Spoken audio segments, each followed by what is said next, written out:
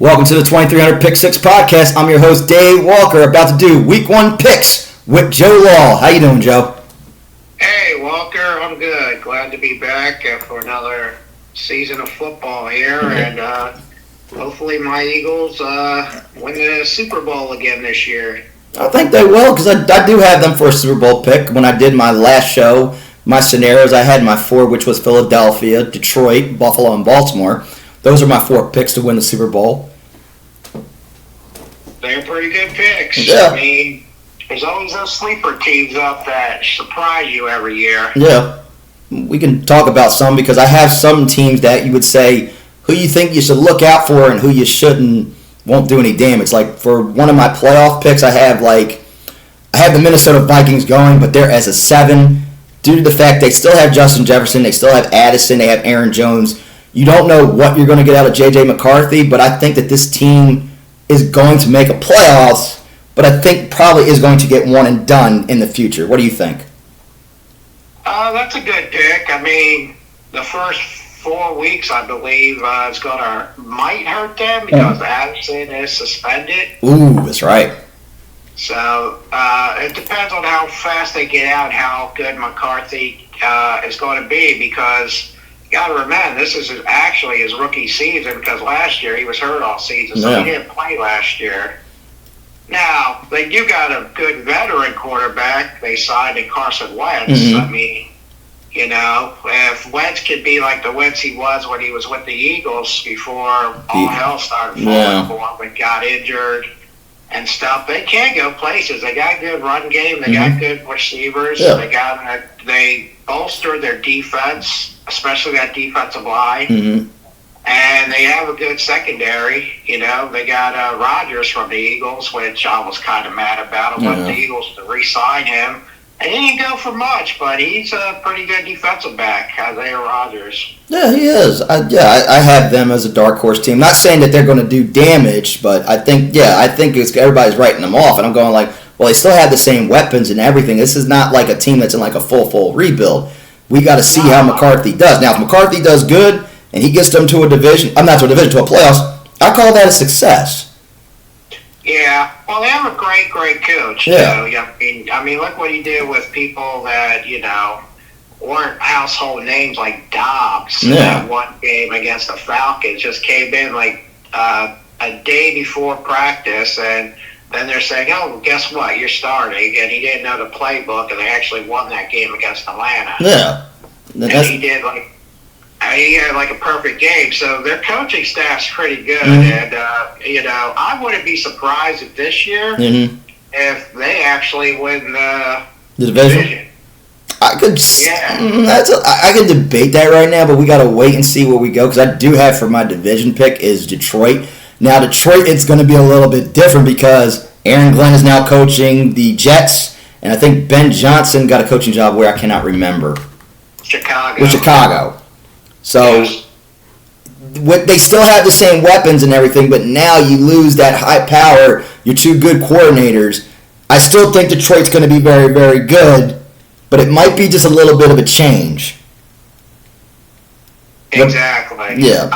That's how it's going. They did stay in-house for their coordinators, so I mean, it's not like they're bringing in a whole new system. I mean, the guys that they have promoted, they do know and worked under Ben Johnson and Glenn. So, you know, it could help them, but it could also hurt them. Yeah. I mean, it's going to be a tough division out there. I mean, you got the Bears that are upgraded, you know, that are trying to get out from being a crappy team and everything. Yeah. And the Packers just improved themselves on defense with the Michael Parsons trade. Yep. And they still got a good offense with Jordan Love and Josh Jacobs and Reed, and they just drafted Golden this year in the draft. So their offense is pretty good intact too. So you got the Lions. You can't forget the Lions. No, you cannot forget about Detroit. No, because Detroit would have been. I'm sorry. Go ahead, Joe. Hutchinson's coming back from that serious ACL injury he had at the end of midway through, so he's back healthy. So their defense will improve a little bit. but they lost a lot too. But their offense is still intact. Oh yeah, you still got Gibbs, you still got Montgomery, Amon-Ra St. Brown, Jamison Williams, and Laporta. Yeah. But the one thing is I want to say is for Jamison Williams, man, if you listen to this, stay off the drugs, man. Keep your head on straight. I'll say it once, I'll say it again. These athletes, you just shake your head. They have all this talent. Mm-hmm. They're gifted. They have a job that every guy in the whole world that loves football and loves the sport would love to have because of the fame and the money and the insurance of medical that you get. I mean, you have everything at your beck and call, and they always just throw it away for stupid stuff. Yes, and that's why I said, because I remember last year for teams that, hey, if you do FanDuel or any of your sports websites, I know last year Detroit did a lot good for everybody money-wise. For me, $5,000. What about $5,000? I'm sorry. I said because of Detroit last year. If anybody does like their sports, if you picking hey, is this team gonna give me? I said Detroit did everybody a lot of money last year. Now I don't know who the team's gonna be this year. That's gonna be that big team. That's gonna help everybody get that big money payoff for them. You have good teams. You know that you can't go wrong with the Eagles. No, you can't. I know last year Detroit did everybody good. Exactly. Detroit, same. Even Minnesota did good. Green Bay, I believe, wasn't bad with money picks last year. No, Green Bay wasn't bad, no. Green Bay was very good. Just we know in the end was they were going to not make it far. I just know I don't know how far they're going to make it this year because now you got Mike Parsons on defense. Can Jordan Love stay healthy? Because that did hurt them last year. It did, yeah. It did. It hurt them a lot. And Buffalo. Buffalo's another one. Mm-hmm. Kansas City. Yeah, and for those who are new to this channel, they're watching this season, there's going to be a lot of Taylor Swift cracks on here, barring if she's not at a game. Yeah. She'll be there since they're engaged. Yeah. That's when I said to one of my people, I said, at Whispers to Autumn, I said, great. She's now going to ruin my football even more. So now I'm going to have to wait until Travis retires. She'll be gone. Yeah, they'll show her like 600, 800 times. Just be like, oh my gosh, she's in the building. Oh my God, we never saw a celebrity before. Yeah. And here's one I'm a little upset about is when y'all have to play them week 2. The one time I would actually want that to be in Philadelphia. And I would not have minded if every Eagle fan had booed her out the building. And then she goes, oh, you're never getting a concert again. I'd be like, whoopee, I ain't losing sleep over it. Pretty much. I don't think any Eagles fan will leave it. We'll pack the damn music truck up and say, get the hell out of here. Go back to Kansas City. Yeah, I'll give the one thing that the Super Bowl did right. They got their one. When they saw her, they booed the hell out of her. And they were like, no, we're not doing this. Yeah, I mean, I get it. It's not her fault. No, I'm not putting her at fault. And I want to let this known to Swifties out there. I don't hate Taylor Swift like that. The only thing I just don't like Taylor Swift for is interrupting my football. Right. But again, if that's the networks and them, like they never seen a celebrity in the box before. Yeah. Like, all right, everyone gets she's dating Travis Kelce. Okay, how many football players have dated models and celebrities? A lot of them. Like, okay, when Tom Brady used to date Giselle when he was playing, but we didn't go on about his relationship with her. Yeah, they didn't show Giselle about 700 times. Yeah. Oh, she picked her nose. Oh, she picked her wedgie. Oh, come on, we got to find some. Oh, she's picking something. Yeah. Like, okay, when Romo was dating Jessica Simpson that time, okay, when the Cowboys lost Eagles in 07, that's when Romo was like, no, you're staying home. Exactly. And here's the thing with all Eagles fans, every time we play Kansas City, we always are the visiting. Kansas City doesn't come here anytime we face them. The last time they did was 2021. Yeah, but every time. Yeah, I know every other time, but I'm just saying I remember the last time that KC came to Philly was in 2021 that year. And that was Sirianni's first year as a coach. Yeah, but if you look at the times that we've been to Kansas City. Oh, yeah, so many times. We've probably been, what? They've been here, you said 2021? That was the last time they were there in Philly. Yeah, one out of the 10 times we faced them, and it's all been in Kansas. We beat them in Kansas City. Yeah. I mean, I'm not afraid to go there. No, that's not the issue, even if it was earlier or later in the season. But it's like, come on, man. I mean, yeah, we went there the past 3 years. You can't give us Kansas City and Philly now? I think the only reason they did it because they knew Philadelphia was going to boo Taylor Swift out the building. Oh, yeah, I know. NFL is sneaky like that. Yeah, I know what it was. I think, yeah, me and you know what it is. We know the conspiracy. We know the little X-file that's going on. Exactly. Yeah, that's what I said. For those new on this channel that are watching the first time, we make Taylor Swift jokes. We make a lot of jokes about the Giants, barring how the record goes. Yeah. And then we also do bash Tony Khan and we talk wrestling at times. So not all this is serious, folk. We do have comedy on here. Yes, we do. I mean, you know, everyone get your Taylor Swift jammies out. You know, start doing the Swiftie chants when you see her. Like, oh my gosh, Taylor Swift drinking a beer or wine? She can't do that. Oh my God. He's America's sweetheart now. Yeah. No, he's a drinker. Like, come on, man. Come on. You think Taylor Swift, all these celebrities have images in the public. There's two sides to them. There's the public side. Oh, I'm the American sweetheart. And then there's the side behind closed doors like, I like to drink, I like to smoke, I curse, I do this. Yeah, your kid looks up to me, that's great. But, you know, hey, I'm human too. I can do what I want, and I don't give a fuck. Yeah, good. That's it, Joe. Head, Joe. You can swear all you want because me and you both swear, so you don't have to censor. If there are kids in here, well, mostly I think are at school right now because it's 11 a.m. right now, and probably they should be. Yeah, they should be. But right now, system is now today. You never know. Yeah. Oh God, there's a cloud in the sky. Let's call out of school. Yeah. Oh God, a snowflake fell. Call off. We can't have school because of a snowflake. Yeah. Well, back in our day, kids, it had to be 8 inches of snow just to get a half a day. Yeah. But I remember those days too. I do remember those days. Looking out, I think they framed my desk. I was in there so many times. Like looking out the glass window, just snow coming down. It's like piling up. It's like, oh, we got about 6 to 7, 8 inches. Can we go? Nah, you guys will be fine. Yeah, you'll be fine. It's gonna pass. Today they just call off school. Oh, we'll get a storm tomorrow. Call off the night before. Day comes, nothing. Yeah. Like 25 degrees, and that's it. Yeah. But I know how it is. Generation, yeah. Yeah. But I know how it is. That's why I said if there are kids listening to this, then probably, well, you'll be out of school, you'll be able to listen. But if you're in school, right now, me and Joe, the language we do use goes a little out of control. So if you are beyond, if you have kids, get them out the room because we do a lot of swearing.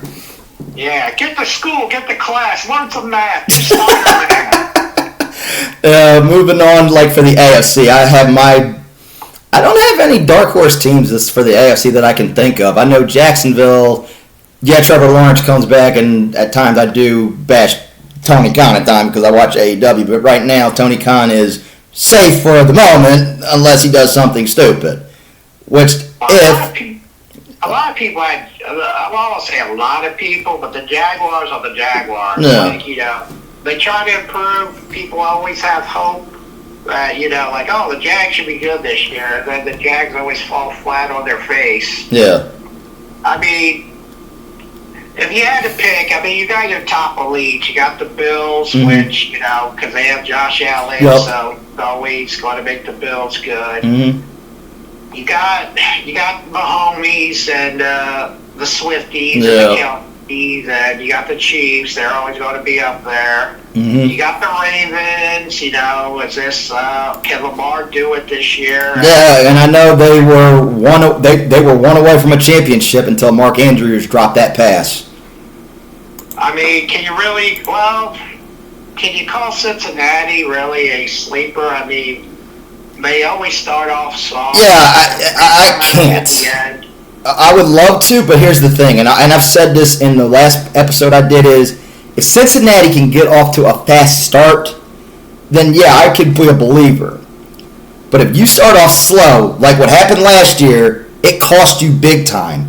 And then you had to rely on the Kansas City Chiefs to get you into the playoffs, which we know was not going to happen because they already had everything locked up and they were not going to risk Mahomes out there. No, they weren't. And we all knew that, too, that was a laydown for the Denver Broncos. But the problem with the Cincinnati, it's not their offense, No. it's their defense. That's the big problem. It's like you got all studs on offense besides the offensive line. I mean, they're okay, but they're not like Philadelphia and Kansas City's offensive line. But they, their defense is good. I don't know why they never fixed the defense to make it better. I don't know either. They have a lot of talent. I know that they finally got out of the Trey Hendrickson situation, giving him his money. Yeah, they gave him a 1-year deal worth $31 million. Yeah. But he's only one guy. I mean, he's not protecting. He's not a defensive back and all that. And the rookie they signed too, that was holding out. Yeah. Was it Taylor? I believe. I think it was Taylor. Yeah. But as you could tell when he got drafted, he didn't look too happy. Oh shit! I'm going to Cincinnati. Yeah.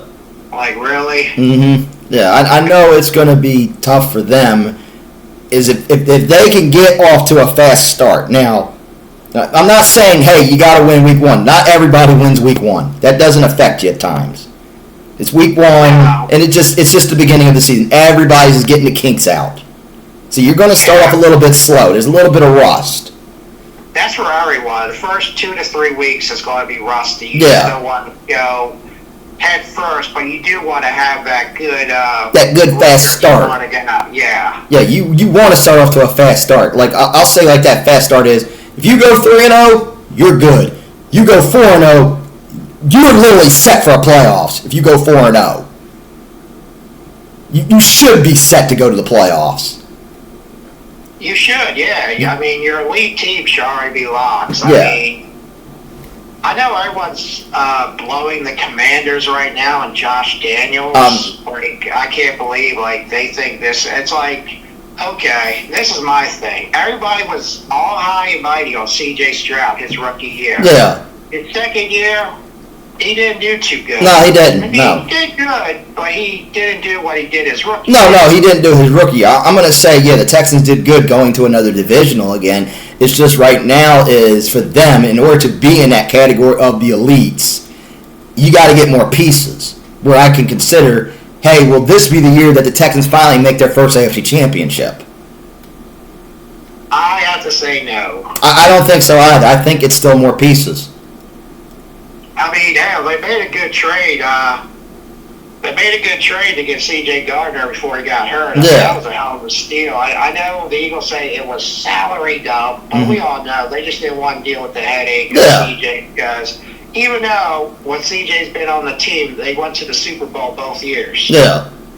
And he was good. I mean, we're having safety issues right now, the Eagles, because, we're trying to figure someone out. It's like, well, you had somebody, and you could have traded them next year and still pay the young guys. No. You could have got one more year out of them. Yeah. How we want to trade them to save, I don't know, what was it, like 300? 300 K. I think it was like that, about 300 he saved. Yeah, I think he saved like about 300,000.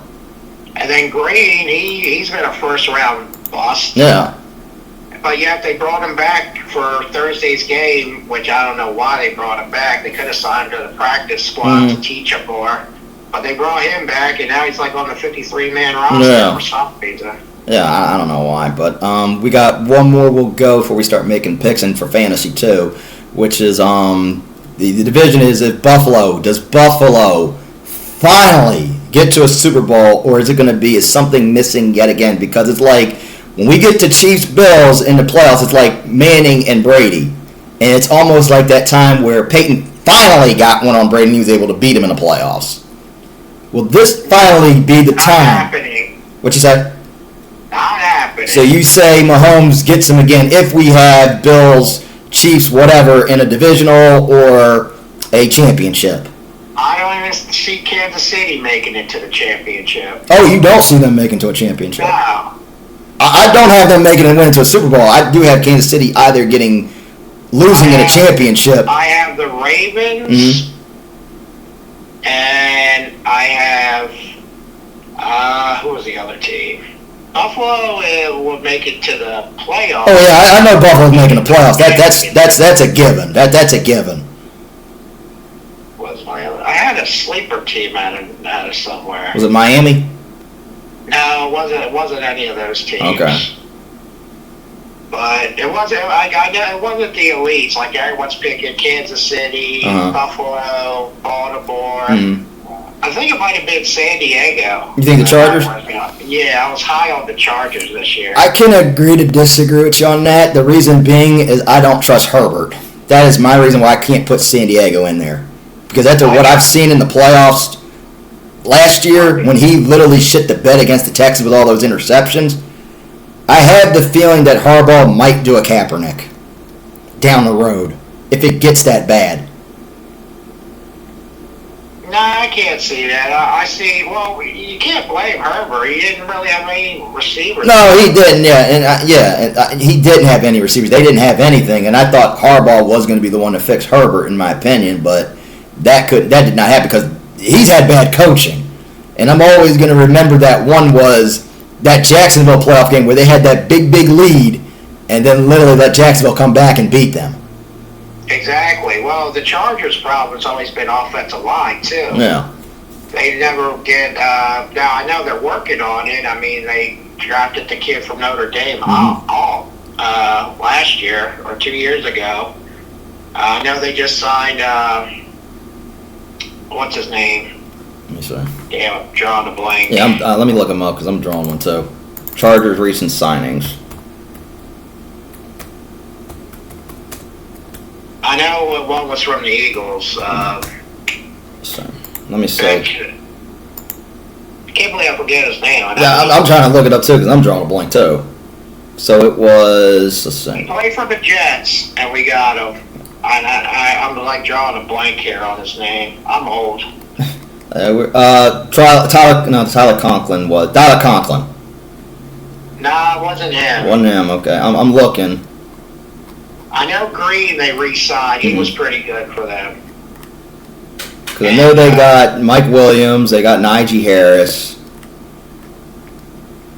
I think Mike Williams is out for the first 4 weeks. Yeah. It's an offensive lineman. Let me check, because this is their people they signed. Oh, Mekhi Benton. Because that guy was on the Eagles. Becton? Yeah, Becton. Mekhi Becton. Mekhi Becton. Yeah, that was who the Eagles let go. But there was somebody else. Okay. Because they're trying to improve their offensive line. And, they do good this year. And Herbert, he lost a lot of weight. He's determined this year. Okay. I don't hate Justin Herbert. I think he's an okay quarterback. I'm not going to say he's good or he's bad. I think he's just an okay quarterback. Oh, yeah. Right now, I mean, yeah, he's an okay. I mean, he really hasn't done too much to show you that he's up there with the elites. Yeah, and I know the Chargers are good. It's just, I know they haven't Charger games like they did in the past. But I like to see. This is where I want to see what they can do. Now, if they make it to a playoffs again, and if Herbert can get to a divisional, then I can open my eyes a little bit more and say, okay, yeah, you know what? I can look a little bit more on this about Herbert. Also, I want to go on this with the Dolphins, which is, if Tua gets hurt one more time, do you think he needs to call it right now? Definitely, especially if it's a concussion. Yeah, and I like Tua. And I don't want, down the road, I don't want to hear is on ESPN or something that breaking news, Tua Tagovailoa has died due to CTE. Well, you don't want that. And, I mean, if it's a head injury, yes, he needs to be done. If it's like a rib injury or a sprained ankle or... Yeah, then he can keep playing. He can keep playing. But if he suffers another hit to his head, then then he needs to retire. And I'm sorry, I don't want to see his career end at a young age. Exactly. Well, like you said, they were talking about it last year when he got that injury again. His family and stuff. He has the money to walk away now. So, yeah, if Tua gets a hit like that, definitely he should retire. Yeah, I don't want to see it at a young age. This man retires. I don't want to see that. Exactly. So, hopefully he has a good year. He has a good year, and he's actually plays injury-free. Yes. This year he's not injured at all. Yeah. And he can actually show his potential of what he can do and why he got drafted so high. Yes, and then, because we were talking about Washington, I want to talk about that before we start making our picks. I can go on the grounds. I am skeptical on Washington, and I know everybody said, oh, they had a good year. They made it to a championship.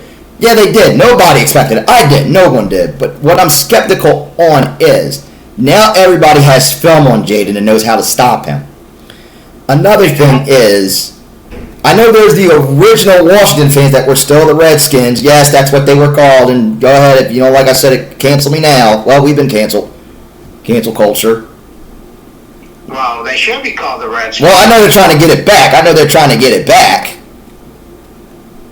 Exactly. Yeah, I know that, but I'm going to...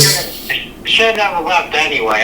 People, they're not being offensive to anyone. No, we're not. It's just a team name, and, just the whole thing like the Cleveland Indians, too. It's, they're not being assholes. No. And the same thing with the Braves and the same thing with the Blackhawks. Exactly. I haven't seen anybody got on them yet. No, it's just people get butthurt. Yeah, the Blackhawks are named after an Indian guy they named their team after his chief name. Yeah. That's how they became the Blackhawks, and what? That's okay. Yeah, because I haven't heard anybody get on Chicago yet. Yeah, but you're saying, oh, it's offensive to Indians because you're calling them the Redskins. Mm-hmm. You're not being offensive. You're not making fun of it. No, we've only made fun when the team sucked. Yeah. We haven't made fun of we didn't make fun of the Tribe or the Indian. Same thing with Cleveland. We didn't make fun of the Tribe. We just made fun of the team if the team sucked. Exactly. But to my point, like you were saying, this year's team, like I think Daniels is going to have a setback. I don't think he's going to keep up all the momentum that he is. You say he hits a sophomore slump. Yeah, he's going to hit one, guaranteed. Yeah, I think he will too. I'm not hating on him. I said, look, I want to see him succeed, but just to me, I know there's original Washington fans who have been through this shit. Okay, yeah, this is the first time you've made it far, but to me, I'm a little skeptical because I've seen this script with Washington going to the playoffs, and then it's usually the next year they fail, and then I'm saying the same line as usual, which is same old fucking Washington. Well, even though you said they made it to the championship, did they really make it? Because they got their asses handed to them like they stole something from the Eagles, and they got their asses pounded to them. They lost like 55. Oh, yeah, I know, because at the point I was getting irritated when the time when they wouldn't let him get the tush push in, I said, okay, the first time it got funny. The second time it started to get a little annoying. And then it got to the point where the referee said, hey, if you do it again, we're just going to give the Eagles a touchdown. And no one even knew the refs could do that. I did not know that. I just say in my head, I think the referees are just getting pissed off right now. Hell, I'll just give the Eagles a free touchdown right now. Yeah, if it happens one more time, we can offer the team a touchdown. Everyone's looking at each other like, what? Well, I think because the refs were getting pissed. Like, well, what else can you do? Exactly. Like, what I know they did the same thing with Pittsburgh and Dallas, which was a little bit different, was every time they kept trying to stop the extra point, and then they gave Pittsburgh a warning and said, hey, you do it again, we're just going to give Dallas the point. Exactly. And then after that, they stopped. Because here's my thing with Washington. Yeah, they upgraded their offensive line, yes. The receiving core is upgraded, yes. And their running game, not so much, though. Well, yeah, because I think they traded Robinson to the Falcons. No, he got traded to the Niners. Oh, he went to the Niners. Okay, he went to the Niners. Yeah, wrong one. I'm thinking of wrong Robinson. I'm thinking of Bijan. Wrong one. That's Brian Robinson. Yeah. Wrong one. My bad. I'm thinking of the wrong one. And that's just a little. Hey, I came from the Niners. I'll scratch your back. We'll scratch each other's back. Here, give us a six, and we'll just give you this guy. That's all that was. Yeah, and I know that they did get Debo, and nothing against Debo. I really don't think Debo really threads the needle, to be honest with you. Nah, basically, if you look at the trade, it was Debo Samuels and a couple picks for Brian Robinson and and a couple picks. And if I'm Washington, you're going to tell him what you're going to do. It's either you're going to be a receiver or a back, but you're not doing both. You pick one you're going to do. But here's the thing, Daniels thinks run first instead of pass. Yeah. So I think he's going to, he keeps thinking that he's going to get hurt. Yeah, he will, and he almost did get hurt. And I'm not saying, hey, we wish an injury upon anybody. Like I said, like when we said last year, we did not want Jaden Daniels to be an RG3 casualty. No. So far, that has not happened yet. Because the difference between the two of them is he's not coming back from an injury, a serious injury here. But here's my thing with all these people blowing Daniels. Hey, he's got talent. I'm not saying that. Yeah. That's the thing I hate. The guy only had a great rookie year, like, again, C.J. Stroud. Great rookie year. Yes. He had the sophomore slump. Now people forget about C.J. Stroud. Now they're blowing Daniels. Yeah. Like, oh, he's the next coming and all this other. But it's like, how can you put Daniels in fantasy-wise or ranking-wise way before Jalen Hurts that has been to 2 Super Bowls within the last 3 years? Yeah.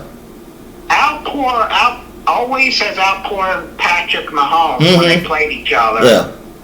And he's won a Super Bowl. Yeah, I was about to say bring that up because Super Bowl champion. Now you brought that up. That's what I was going to touch.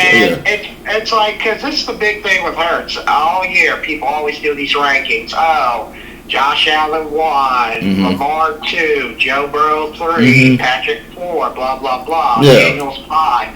It's like, how can you rank Hurts below Jackson, Allen? But yeah, they are better players, yes.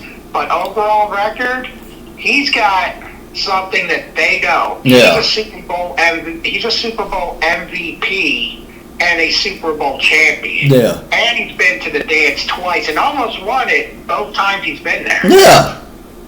But yet he always gets disrespected by these people that come out these leagues like, oh, Daniels, a rookie, is much better than him. Get the hell out of here. Yeah, please. If anything, he plays Jalen Hurts style of game. Yeah.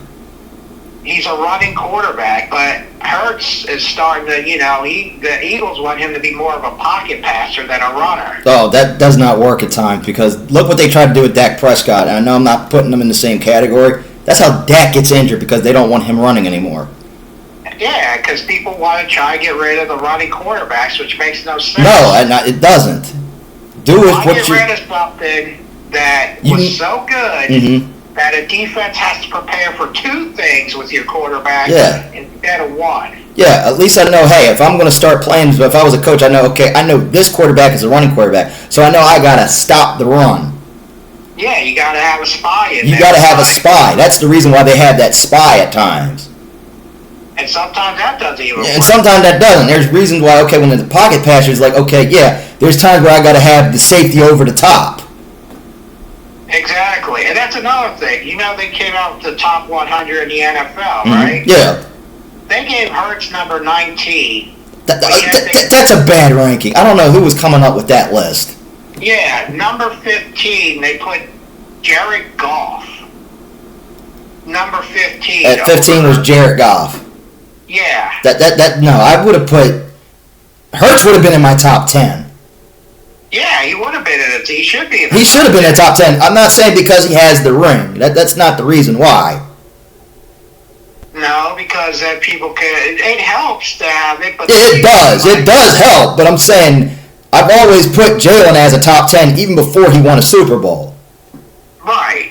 But people are like, oh, we had a bad passing rating or all this and all that. Like people say, he was horrible against the Rams. Yeah, you want to know why he was horrible against the Rams? Because he had an injured knee. Yeah. In the snow. He was playing on an injured knee. And a lot of people forget that his knee was injured. Yeah, his knee was injured. And let's also recall, he was also coming back from a concussion. Exactly. So let's recall, he had it done to him. So bear in mind, there was going to be rust. Like when we did that show in the wild card, when they played the Packers, I said, yeah, Jalen probably going to have some rust. He might not have a good game. He may have an okay game. But I still think the Eagles were going to get the job done, which they did. And here's the thing. You're the Eagles. the Rams couldn't start Barkley if they had the whole city of Los Angeles trying to tackle him. No. So if you're going to have a game plan, it's Barkley. Yeah. This team cannot stop us. And look what happened. Barkley has ran for like 680 yards against the Rams. So, yeah, if I was a coach, I would be like, we're running the ball this game. Our quarterback's got a bad knee. He's hurt. He's been banged up. He doesn't have to throw much. No. But, I always fight people with that. Be like, oh, well, Hurts wasn't doing good that game. It's like, well, it was snowing. It was snowing like hard because I remember that day because I was literally going to watch it at my mom's house because I was off Martin Luther King Day. And then it snowed so bad. And I said, hey, Mom, I got to go. I got to get back home because if it gets bad here, I don't need to get into an accident. Right. And I had just got that car. Exactly. Let's recall, I had already gotten into one accident thanks to that jackass that hit my car, and I'm never going to let that go. No, you shouldn't. No, I'm never going to let that go because I was the one that got hit with I was the one that got hit with my insurance, and literally they tried to say I was in the wrong. That's another day for another topic. I'm not going to get into with my viewers here about my automobile accident, but you and I know why. Yeah, because it's so funny. Like, you listen to sports talk radio here, like 94 WIP, and even they dog Hurts all the time. They do, and I don't understand it. Because he's not one of the, like Joe Giglio and Joe DeCameron and those type of guys that work there. They're stat guys. Yeah, this is where I don't want to tell people. Thank God I work in the mornings. I don't miss sports radio and I don't miss sports talk shows because here's the thing. It's like they say, oh well, because Josh Allen and Lamar Jackson are MVPs. It's like, okay, Jalen Hurts is a Super Bowl MVP. So which one would you rather have? MVP just for the league and not being a champion? Or being a champion and being the MVP of that championship? I'd rather have the Super Bowl MVP. Exactly. That's what I'd rather have. And that's what Hurts has. Yeah, let me just, before we get into our picks and fantasy, I just want to say thank God that I work in the mornings. I don't miss sports radio because my mom was asking me when I was getting ready to go to SummerSlam, like, you ain't watching sports shows? I said, Mom, it's not as how it used to be. I'm not missing anything. Okay, I can start right now. First Take sucks. Literally, I can't stand Stephen A. Smith. Nothing against him. Just for the Cowboys portion. NBA, I don't have a problem with because he knows his shit with the NBA. That's number one. FS1 has gone to hell, literally, with all their other shows. And the only thing that I watch on FS1 is maybe Colin Cowherd and maybe First Things First. That's about it. And Pat McAfee, ever since he got the ESPN deal, I think he's been watered down. Oh, he's got the money. That's what happened. Yeah, I know that. I can only go the one Pat McAfee that I like was the time when I was at WWE World in Vegas when he had Paul Heyman on. That was the only one that was good.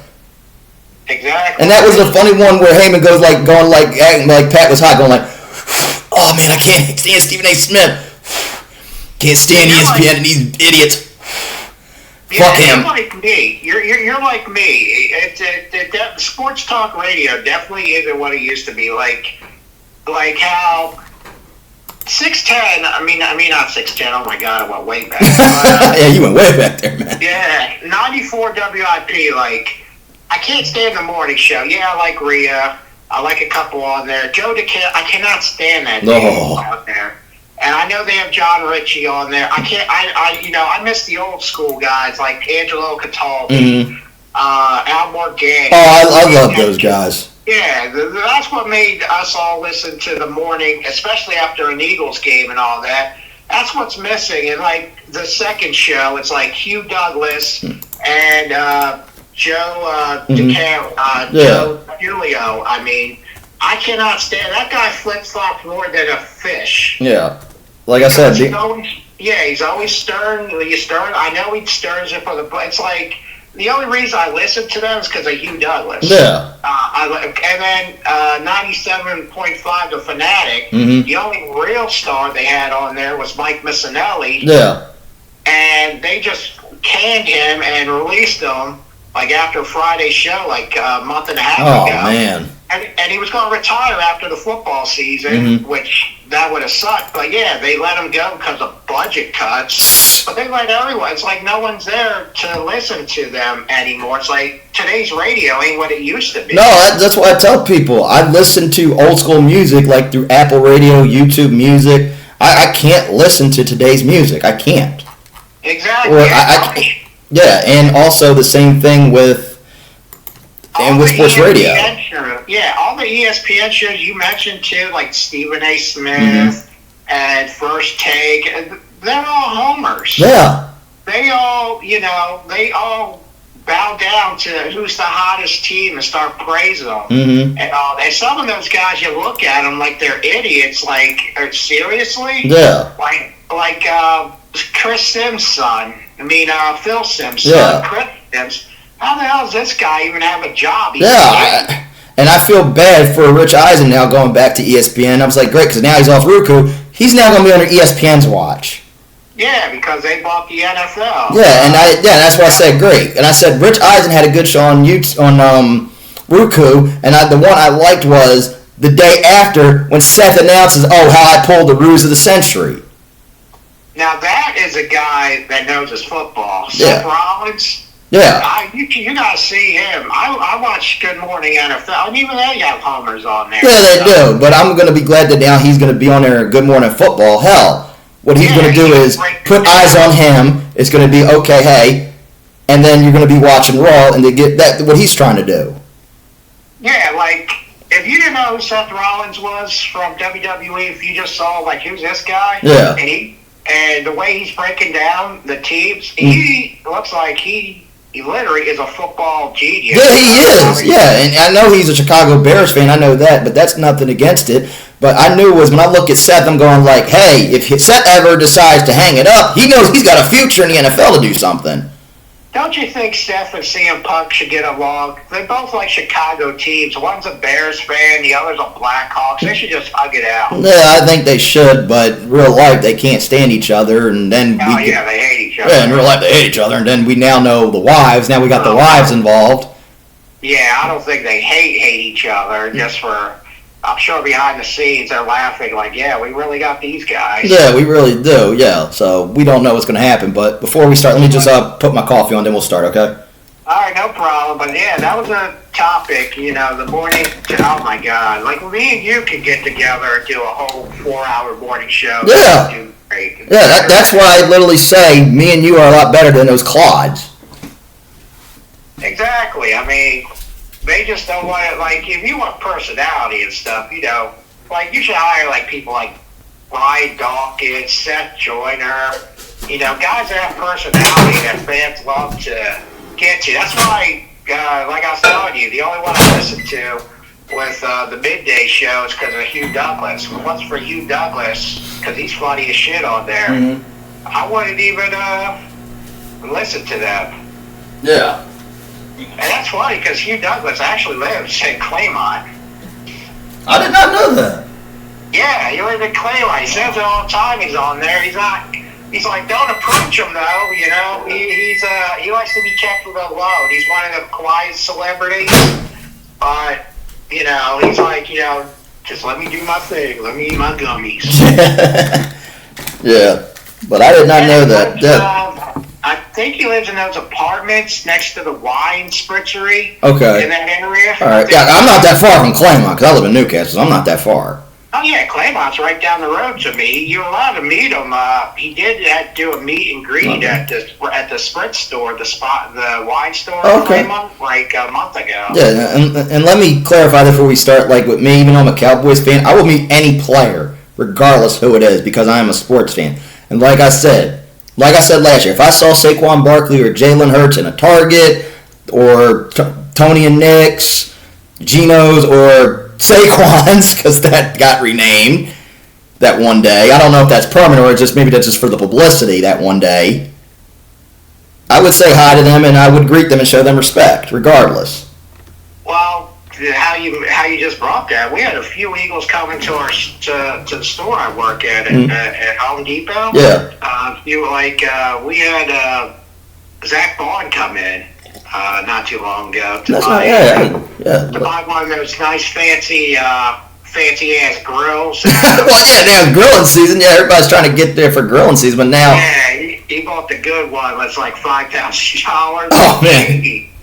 He bought like a Traeger ass grill. He came in and it was funny. A lot of people didn't know who he was. Yeah, And, a couple people knew who he was, and yeah, he came in. We had Landon Dickerson coming to the store. Yeah. You know, when he just had knee surgery. Oh yeah. Like I said to people, just because of my team is the Cowboys, I don't hate Eagles players. I don't. The only thing I'm going to clarify before we start is I don't like Eagle fans, which is the drunks. I have my problems with.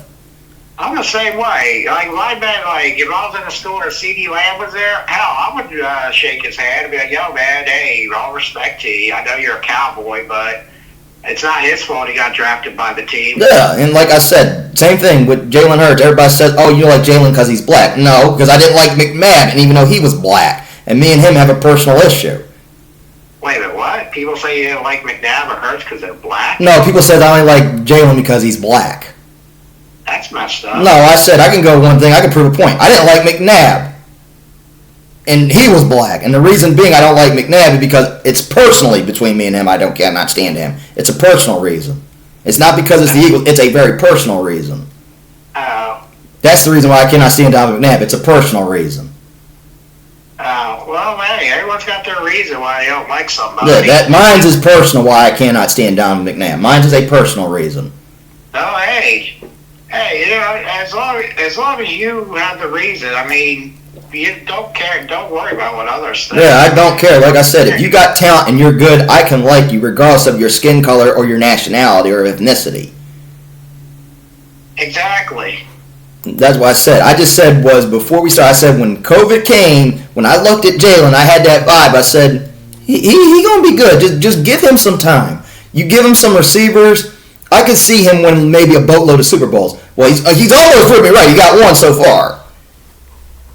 Oh, thank you so much for bringing that up. That's another thing that I'm pissed off about what people say. Mm-hmm. That they say the only reason that Jalen is good today is because the talent around him. Mm-hmm. When I hear people say that, I'm like, are you stupid? Isn't that the whole point of the general managers, to get the best talent around your players to make them good? Yes. People actually bring that up and say, oh, well, the only reason Hurts won the Super Bowl is because of Saquon Barkley and that defense, or, oh, because of the receivers and that defense. Oh, no, the defense won the Super Bowl, not Jalen Hurts. It was the defense. It's like, no, morons. The whole point of a general manager is to get the best players available to win for the team. Yeah, that's the whole point. Jalen Hurts. Yeah, trust me. Jalen Hurts has top-notch people around him. That's because Howie's doing a good damn job at putting people around him. Yeah. So you're going to blame him? No. If we're going to go from that Super Bowl, that wasn't all Jalen. That was a whole team effort that beat the Chiefs.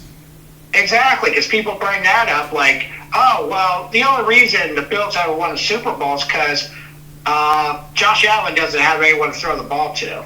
Well, whose fault's that? That's the GM's fault. Not the general manager.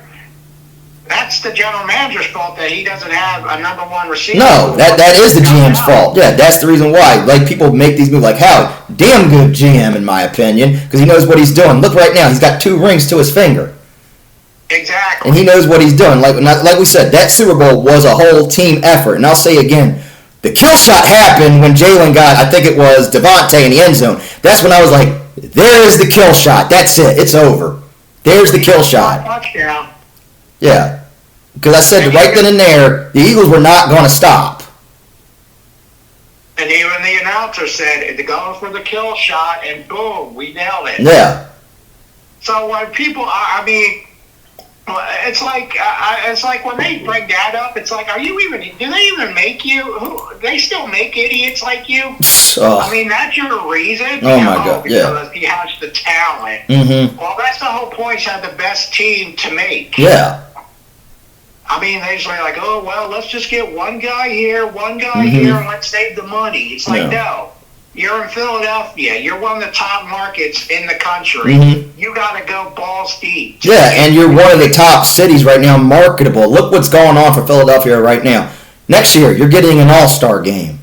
Yeah. I think we get the World. I think does Philadelphia get the World Cup too next year too? Yeah. Okay, I know it was one of those two. I know it was MLB All Star Game, and I know it was that. Yep.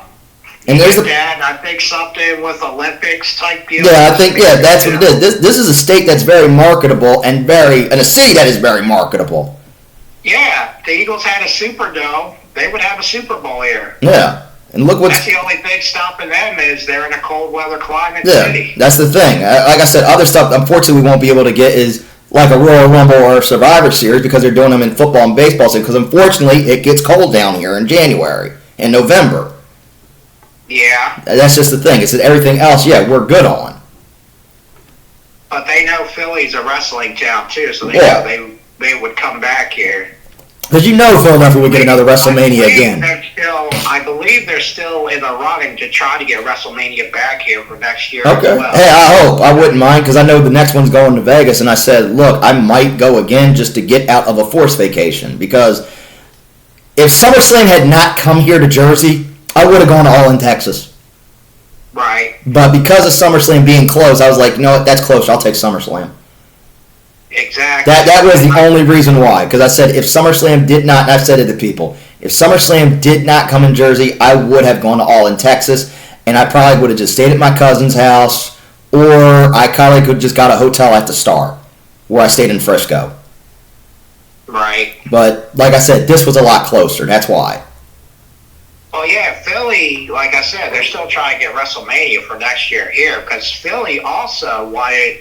They got the baseball All-Star. Mm-hmm. They got the World Cup thingy, whatever it is. I don't follow soccer. I don't watch soccer either. That's more my boss's sport. He knows more about that. They wanted to get the NHL All-Star game here as well for next year, and they wanted to get the NBA All-Star game here as well. Yeah, I think right now, I think we've improved that because the last NBA All-Star game I remember going to was in 2002 where we booed Kobe out the building, and then the NBA said, you'll never get another All-Star game again.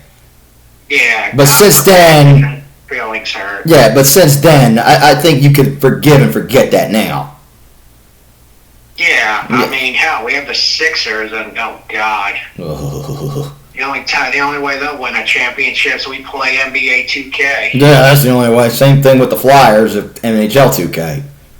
Yeah, let's see how the Flyers do this year. Yeah, let's see. All right, before we begin, who should we get for fantasy? Well, you should start with Saquon Barkley. Yes. That guy's going to have like 250 yards come at the end of Thursday night. Mm-hmm. That guy's going to run. A.J. Brown looks good. Josh Allen this week. Okay. James Cook. Jamar Chase. Mm-hmm. You can't go wrong with you can't. the three-headed monster in Cincy. No. Well, I guess 3.5 to 4. Just Yeah. He's been pretty good. Mm-hmm. Justin Jefferson, all your top guys that you have, go with them all. They're going to show up every week. So, it'll be a good matchup. Yeah, they'll be. And defensive-wise, I'll even say, C.D. Lamb. Okay. Have a big game because Dak's back. I just hope it's not too big a game, Yeah. but because I know Quentin Mitchell ain't gonna be guarding a ball game. He's gonna be dealing with our other side, which we're having problems on. Probably dealing with George Pickens, yeah. Yeah, so I'll be so CD will have a good game because our number 2 situation ain't quite solid unless not yet, but it probably will, like when the deadline comes. We know how he is in the trade deadline. Yeah, but you also know it's the beginning of the season, so all the players are still going to be rusty. Yeah, everybody's going to have rust. It's week 1. We're not like at week 4 or 5 where the kinks are out. Exactly, where the Eagles went last year, they were 2-2, and then boom, they just won. Oh yeah, that's when they literally was after that Browns game. They literally started kicking ass. Tampa Bay game. Well, Tampa Bay game is when they woke up. Yeah, that's when they had That's when they lost to Tampa Bay down there because we didn't have Brown or Smith. And then you guys were injured. We went on a bye, and then after the bye is when we ran the table. Yeah, and that's when I think the only loss you guys had was to Washington when they injured Jalen gave him a concussion. That is correct. And that's what literally messed up you guys. Well, either way, I think we still don't know what would have happened if we would have had Detroit and Detroit and Philly. Hey, I like the people that keep bitching and moaning. Oh, they didn't play it. Well, obviously you guys didn't play your good and your best because you guys went home early. Everyone had you guys pick to rout the Commanders, and the Commanders came in and whooped your ass. Mm-hmm. And now you're bitching and moaning that, oh, well, they didn't play us. If we played them, we would have beat it. Well, apparently you guys were golfing while we were winning Super Bowl. Yeah, y'all were having a parade and they were having golf. Yeah, I like that. Like St. Brown's pissed off still today that, oh, well, if we played them, well, you should have beaten them. You should have beat the Commanders. Y'all got cocky and all those injuries. And I'm still going to say is, if they would have got Max Crosby, I think they probably would have gone farther. I'm still going to say that to this day. If they should have initiated, the Lions that year. Remember we said, oh, when Hutchinson went down, I think they should have made a trade for Max Crosby. Max Crosby seems like he's a lifer. I do think he is. I do think he is. But there's going to come to the point of, hey, I want a ring at the end of the day. Right. Well, like we talked about this last year. There's players that want rings and want to win championships and will take pay cuts and do whatever to make the team stronger and better. And then there's guys that just want the money. Like Cam Newton. Remember what he said this year? Oh, I'd rather be an MVP than a Super Bowl champion. Yeah. Okay, well, we see where he lies. Oh, we see where his head is. Yeah. Yeah, he just wants his own stats and doesn't care about the team. No. Where Jalen Hurts wants to win a Super Bowl. Yeah. Saquon Barkley, A.J. Brown, Smith, the whole team, they want to win Super Bowl. Yeah, that's what you want to do at the end of the day. The end of the day is hoisting that Lombardi up. That's the thing about the Eagles today that people don't understand. The Eagles have players that are about the team first, bullshit second. If you're not about the team, then get the fuck out of here. They were like A.J. Brown, like the guy, like some rookie got pissed off at camp and everything, and just walked out because he didn't get his way. And A.J. said, "Yo, if you want to go, keep walking. Don't let the door hit you in the ass." Yeah, that's what I like players like that. Hey, if you're gonna be for this team, it's like. I'll give an example of one before we start. Like, this is way back in the day with Jimmy Johnson and the Dallas Cowboys. Jimmy's doing a film study, and then you see the third-string linebacker sleeping, and then Jimmy walks over and, hey, pack your shit, you're cut. That's how it should be. Well, then there's the other parts of the story is he catches Emmett sleeping, then he goes like, hey, Emmett, wake up. The difference is you got to have Emmett to win it. Well, that's a big thing. Emmitt Smith compared to like a depth guy. You need Emmett. You could go without that third-string linebacker.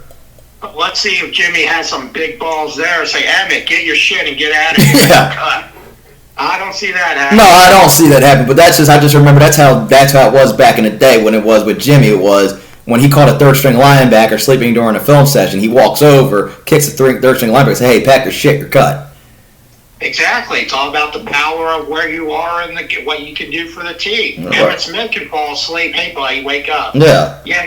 Yeah, coach, a linebacker or a rookie, he's falling asleep, get your shit, get the fuck out of here, you're cut. Yeah. It's all about who you are. Yes, and let's begin. Our first game is the Thursday night kickoff weekend game. We have the Dallas Cowboys and the Eagles. I already know who your pick is. Go ahead. That's right, baby. The Eagles. And I say they're going to win by double digits. Okay. You know the reason why I have to pick Dallas because of me being in Fanatics Fest, and that video was online of me and CD Lamb talking and him wishing me a happy birthday after the game if they win, and that's a big if, I'm going to say. Due to me being under a hostage situation, I have no choice but to pick Dallas. And for those out there, I'm going to say this. Yes, I did see Anna Jay on Saturday, and I know some are going to think the curse of Anna Jay is going to kick. If that happens and Anna Jay really has that power, I'm going to be very shocked. And yes, I'm not doing it to her. No, I'm not going to do that. I'm not going to put her out there like that, no. Can I be honest with you? Yeah. I don't think CD Lamb even remembers that video. I don't know. I don't know if he does or doesn't. If he doesn't, I'm not going to get pissed about it. But my words are literally on a tape. That's why I have no choice. I can't get out of that. That's the thing. I can't get out of that. It's literally held live on my Facebook and it's held on my YouTube. Well, it's on there, but is he following you? No, I don't know. I don't have an issue if he does or doesn't, so. Oh, I mean, he could see it. Yeah, he probably may have saw it, but to me, everybody else sees it, and then everybody else will get on me saying, well, why'd you tell him to do that if you knew you were going to change your pick? And I really don't need to get into that shit right now. You know what C.D. Lamb's thinking? Damn, how can I play for the Philadelphia Eagles? Well, Jerry's cut a lot of people. It wouldn't be a shocker that could happen down the road. Well, yeah, they asked him flat out who has a better fan base, the Eagles or the Cowboys, and he came out and said the Eagles. Yeah, he's not denying that. I'm not mad at him. The Eagles do have a fan base. It's not that bad. Mine barely shows up only time when we're winning, when we want to win. Let me clarify that. You all show up for the first 4 weeks of the preseason saying, this is our year, baby, yeah. And then when the season starts, you're like, fuck, well, who's on the clock? Yeah, that's me right now thinking that. Like I said, I'm not going to the bullshit of, oh, this is our year. No, I don't go that route. I go by game. And since this whole Micah Parsons situation right now has changed that view, and I know a lot of people are thinking, oh, the Cowboys have cut a key player before and they made it to a divisional. Yeah, they have, but then there's also to the point where what Dallas did. Okay, I can go back to 2009 when they cut T.O. They found a gem in Miles Austin, and then they made it to the divisional and lost to Minnesota, and then we ran Miles Austin into the ground and literally fucked up his hamstrings. The second one was when you're not one of them Dallas fans, you know. You're even though you're a Dallas fan, yeah. You're a cool Dallas fan. You're not like an asshole. No, I can see the truth. Exactly. I'm not being blind here, because if I were blind, I could have said, "Oh, I think Dallas is going to whip Philadelphia's ass." That's me being blind and being an idiot. Right. But I'm not blind. I could see everything. I literally said when we got our asses kicked by the Packers in the wild card, I said, "Be prepared for hell. This is going to be like this for a while until that old man dies." Well, even all football fans agree. You guys won't be good again until he's out of office. Yeah, and then the only way he's going to get removed is you better have something Vince McMahon good on him or until that man passes away. I mean, you're looking at the Packers defense, right? Mm-hmm. And you're getting Michael Parsons. Mm-hmm. Wouldn't you want to take one of their younger stud defensive players? Yeah, I would. Return, plus the 2 first-round picks? Yeah, I would have done that. But no, this is an out-of-touch old man thinking he's still in the 90s. Exactly. Maybe a third. I think Clark is 30, 31. I think, yeah, he's about to turn 30, I think. And he's coming back from a toe injury, a foot injury.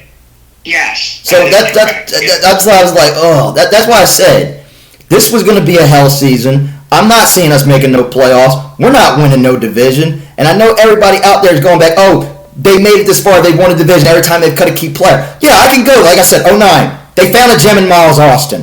2014, when Sean Lee went down and when DeMarcus Ware didn't want to take a pay cut. That was a shock season. I didn't see them going that far until the infamous Des Carter didn't catch it, which I think he did catch it. Right. That was one. Okay, yeah, they did. And that was all because of Romo and the offense. Right. Now, the only other time I can say 16 didn't count because Romo was injured. And nobody knew about Dak Prescott and Ezekiel Elliott. We'll go now 18 when they cut Des Bryant. I thought that was a hell season. But no, the one time when Jerry beat Howie at his own game and got Amari Cooper and where the Eagles got stuck with Golden Tate, that was when he beat him. And then we'll go recent was when they cut Amari Cooper, even though they didn't win the division, but they did make it far to a divisional. I don't see this same trend happening again. They traded him. Oh, yeah, I forgot. Yeah, they traded him. Yeah, you guys got dog shit out of it. Yeah, we got a yeah, I forgot. We traded Amari Cooper. Did you trade him to the Browns? Yeah, we traded him to Cleveland. I forgot. That wasn't a release. That was a trade. My bad. Yeah. But it was almost. You might as well say he did get released. You might as well say it the way it is. Oh yeah, true. But you did trade for him. You gave him a first-round pick to get him from the Raiders. Yeah, we did. And after that, okay, then we traded to the Browns. And the only reason that season was successful was because of the defense and Mike and Dan Quinn. And then what happened there? We got beat by the Niners. So if everybody's thinking that this is going to be the same script, okay, yeah, you think it's the same script? Be prepared for either 1 and done or 2 and done. Most likely 1 and done if we do get into the playoffs. I'm just saying a hypothetical here. Dallas would probably be a 7, and probably get their ass kicked by either Philadelphia in a wild card or Detroit in a wild card. Right. Now, I'm preparing for that. And I'm sorry, I'm not trying to turn this into a Dallas Cowboys podcast here, but I know that's what's going to happen. Right. And until otherwise, prove me wrong where I'm saying bullshit. I hear you. And I'm sorry I had to go off on there. Yeah. I mean, Dallas. I mean, you guys have. I mean, your running game isn't that great. No, it's not. Yeah, I mean, Williams. He's a good young back. Yeah. I mean, he's not the best. No. But, and you got two good receivers. Yeah, I'm not worried about my receiving core. That's not the issue. I trust Lamb. Your offensive line is going to have a lot of trouble against the Eagles Yeah. front seven. Mm-hmm. And because that boy Campbell, I'll tell you one thing, that guy's ready to, he's like the Terminator. He's ready to kill. Yeah, I see. Yeah, that's what I said. It's like how the program was. Hey, man, you stole money from my mom. She was poor. I'm going to come in there and I'm going to kill you. Yeah, that was. I'm going to kill you, Yeah. son of a bitch. Yeah, that's what I'm trying to tell people is, for the ones out there, which is the 2080 rule, quote Simus says, if you're watching this, Simus, shout out to you, bud, quote what you said about us, with the Cowboy fans, it's 2080. And what I'm going to definition of that is, 20% means you've actually seen the Cowboys play in either Arlington or the original Texas Stadium. You've been to a game. 80% is, I just watched it on TV where you're a TV fan. Right. And which I'm dealing with. Everybody wants to go based off of that. No, I'm sorry. Until I'm proved otherwise that this has changed. Now, if they sniff a championship, then I can say a little bit has changed. If they make it to an NFC championship, then I can say, you know what, maybe there's a little bit of some change here. But I don't see it. And it's not going to happen anytime soon. And unfortunately, the only reason I got to pick Dallas is because I have a video of me on there with me and CeeDee Lamb talking about that. Yeah, I know even though Lamb didn't see it, it's not there. But I'm literally held by my own words, and I'm literally on tape. And I have no choice to get out. And there's no way I can get out of that. Well, there's always a way to get out of it. Well, yeah, I know is that. But like I said, and I know everybody else is going to say is, when David meets Anna Jay, everything happens. These sequences with him. No, I'm sorry. I love Anna Jay, but I don't see. I don't think she's got that kind of power to do that. And if she does, then, oh God, then she really does have that kind of power. But I'm not, but who knows? So you agree, Eagles double digits? For the sake, I got to go with under my word, Joe, I'm under that hostage situation. Unfortunately, I got to pick Dallas right now because of the hostage situation. Gotcha. And I have no choice in this. Like I said, if that hostage situation was there, I would agree with you on this. But unfortunately, because I'm under that hostage situation, I have no choice. But what does your heart say? Oh, my heart knows and my wallet is saying Philadelphia. Okay. Yeah, my heart and wallet is going Philadelphia. Trust me, I don't bet with my heart, I bet with my wallet. Yeah. I mean, I'll admit, I think the Eagles, I think they'll look a little rusty in that game, but I think they'll pull it through. Yeah, like I said, if I wasn't under this hostage situation, I would pick Philadelphia. But because of that, I have no choice in this instance. Hey, you want to go with something that's cool? I mean, hey, go for it. Yeah, like I said, I have no choice. If that video wasn't out there and I wasn't there, I'd agree with you on this. But because of that, which everybody can see, I'm not betting with my heart. I have no choice because that video is out there. Right. That's the only reason why I'm picking the Cowboys. Hey, it's cool. You got to go with what you got to go with. Yeah, like I said, next week it's a different story because there's no hostage situation involved. Right. So you are picking Philly. They have your team as 8.5 favorites. Are you taking those points? Yeah, I am. Okay. Unfortunately, I got to take Dallas with the 8.5 underdog points, so I got to take them. Gotcha. Oh, hold up. Let me see what the over/under in this is. I think it's 47. Yeah, I thought it was 48. Must have dropped down. Yes, so it's 47.5. Do you see it going over or under? I say it's going to go under. Under? Yeah. I'm going to say over because Philly and Dallas do play very, very deep, and Dak and Jalen do put up points. So I'm going to say the over in this one. Yeah, well, the reason I'm saying under, I see like a 28-14 Eagles win. Okay, yeah, I can understand. Yeah, I understand because it's week one and it's a little bit of rust. But to me, I just know when Dak and Jalen play, it's usually a shootout between these two. That is correct. That's where I'm going based off of that. Yeah, I know it's week 1. If this was like until we get the November matchup, we know we're going to have an over on that one, barring if both are still healthy. Well, you got to see how Dak is. He got hurt on Yeah, he did. And I want people to think before we go to our next game, this is not going to be 2021 Dak, him coming back, thinking this is going to be the Dak Prescott revenge tour. Hell, he might get hurt again, the way the Eagles' front seven's looking. They look like some mean, nasty dogs with the drool dripping out. Yeah. They see blood. Yeah, and I know the fact of the matter is we have a new coach in Brian Schottenheimer, and I'll say right then and there, I wasn't a fan of either his daddy either back in the day, because I thought his daddy was an okay coach. Right. That's just my opinion. I thought of Marty Schottenheimer. I always thought Marty was an okay head coach. I like how your coach said, Parsons will be there and he will play in week 1 for us. Yeah. I guarantee it. Oh, well, looks like he's not playing. Oh, yeah, he's not playing. He's in Green Bay right now. Yeah, being a yes man to Jerry Jones. Privileges makes you look like an idiot. Yes. Because everyone knows he controls the team, he's the coach, he does this, he does that. Mm-hmm. Yeah. That's why Mike McCarthy wanted out. Yeah. Couldn't stand him.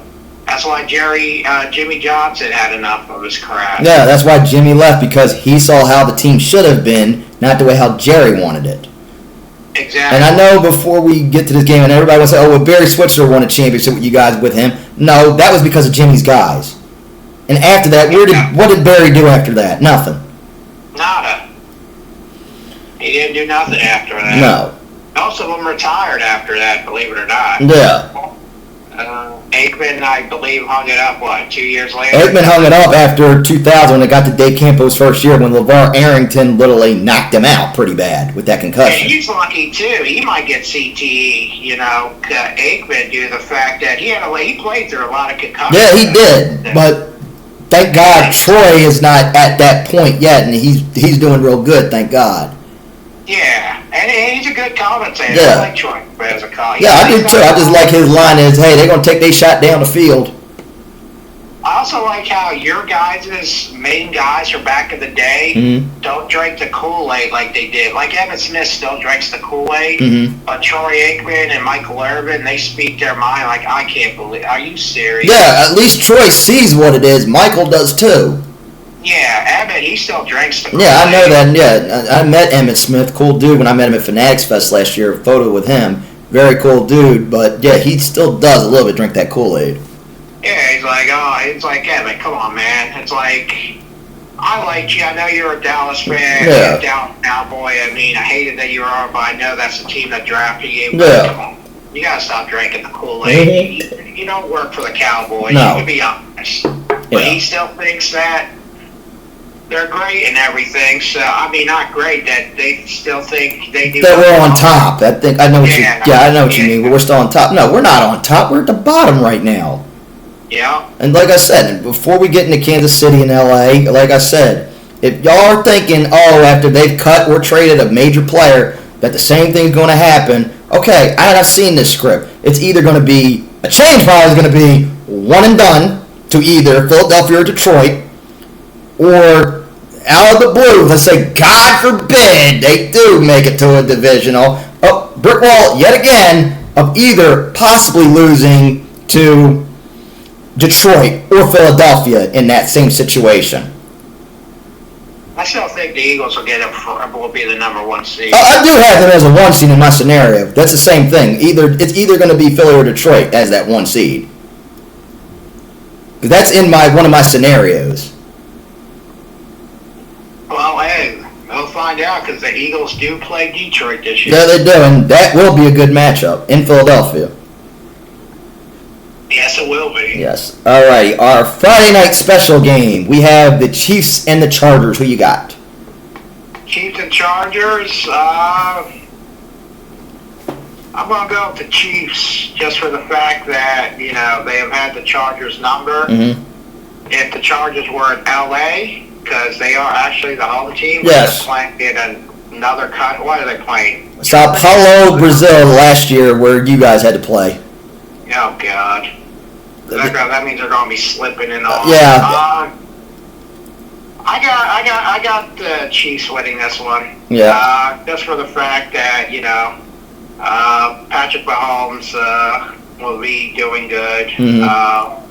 But he's got a little bit better, faster receivers this year than he did last year. Everyone's healthy. So, and I know the Chargers are still fine. They still need a run game. Yeah, they do.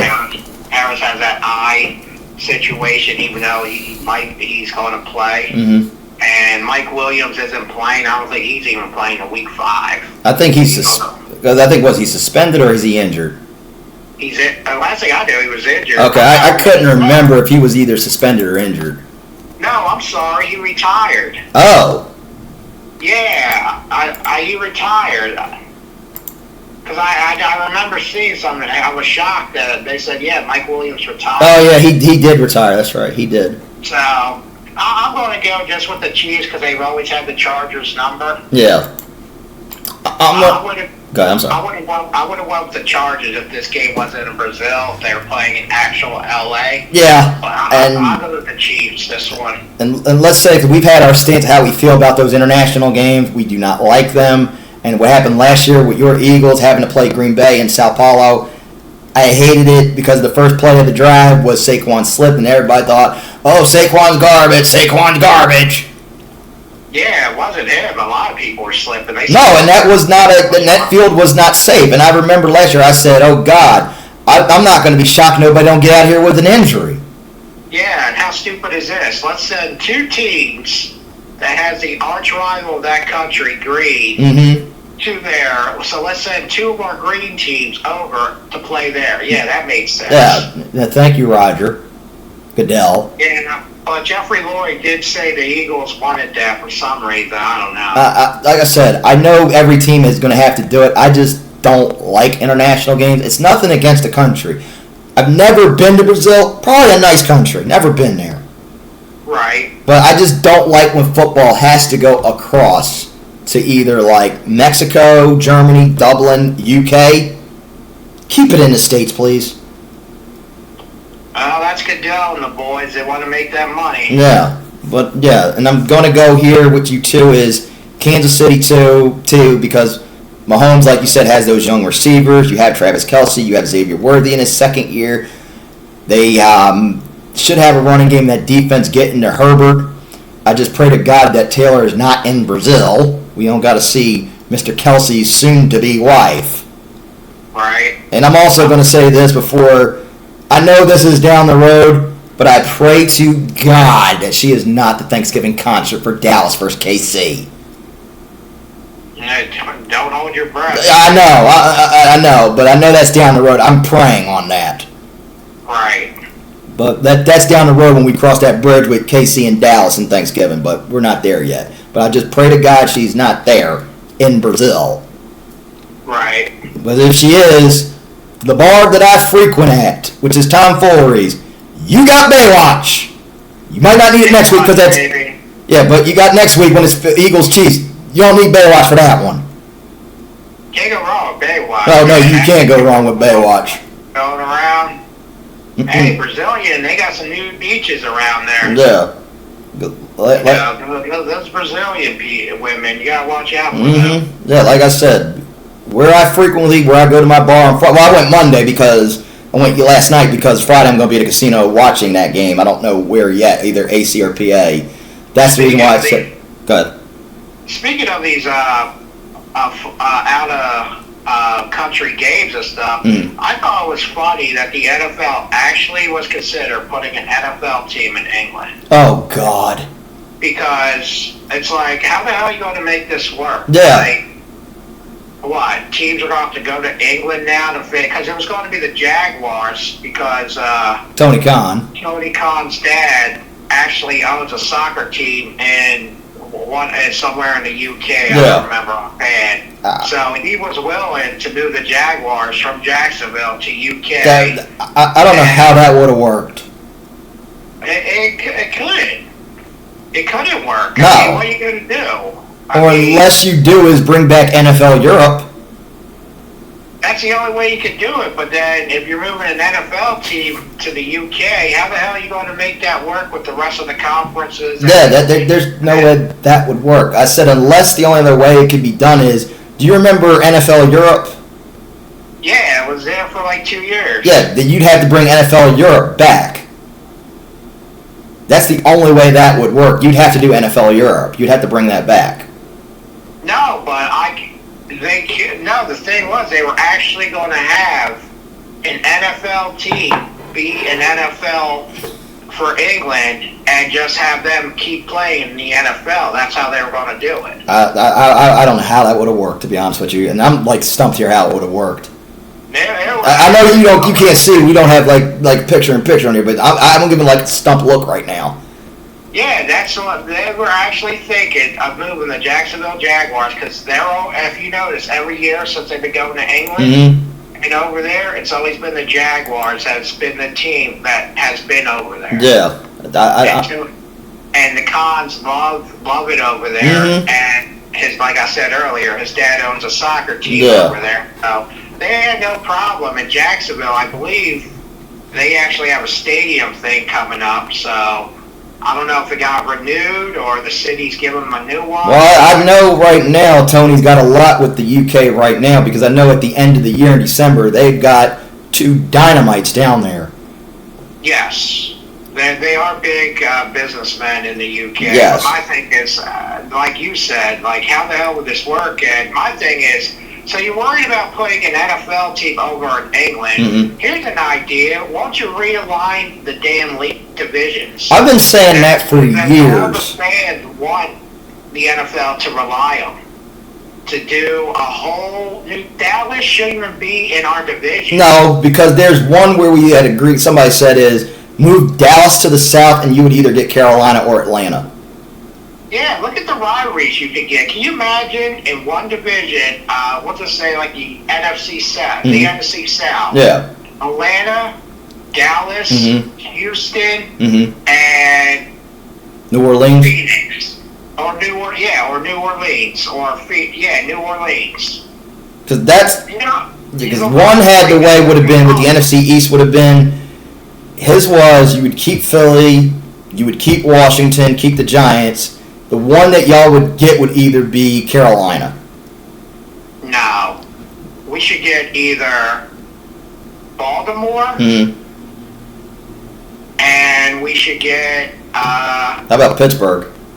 Pittsburgh or the Jets and then the AFC would get the Patriots, the Bills, the Steelers, and the Colts. Okay. I think the Colts or the Bengals or the Titans, one of them teams.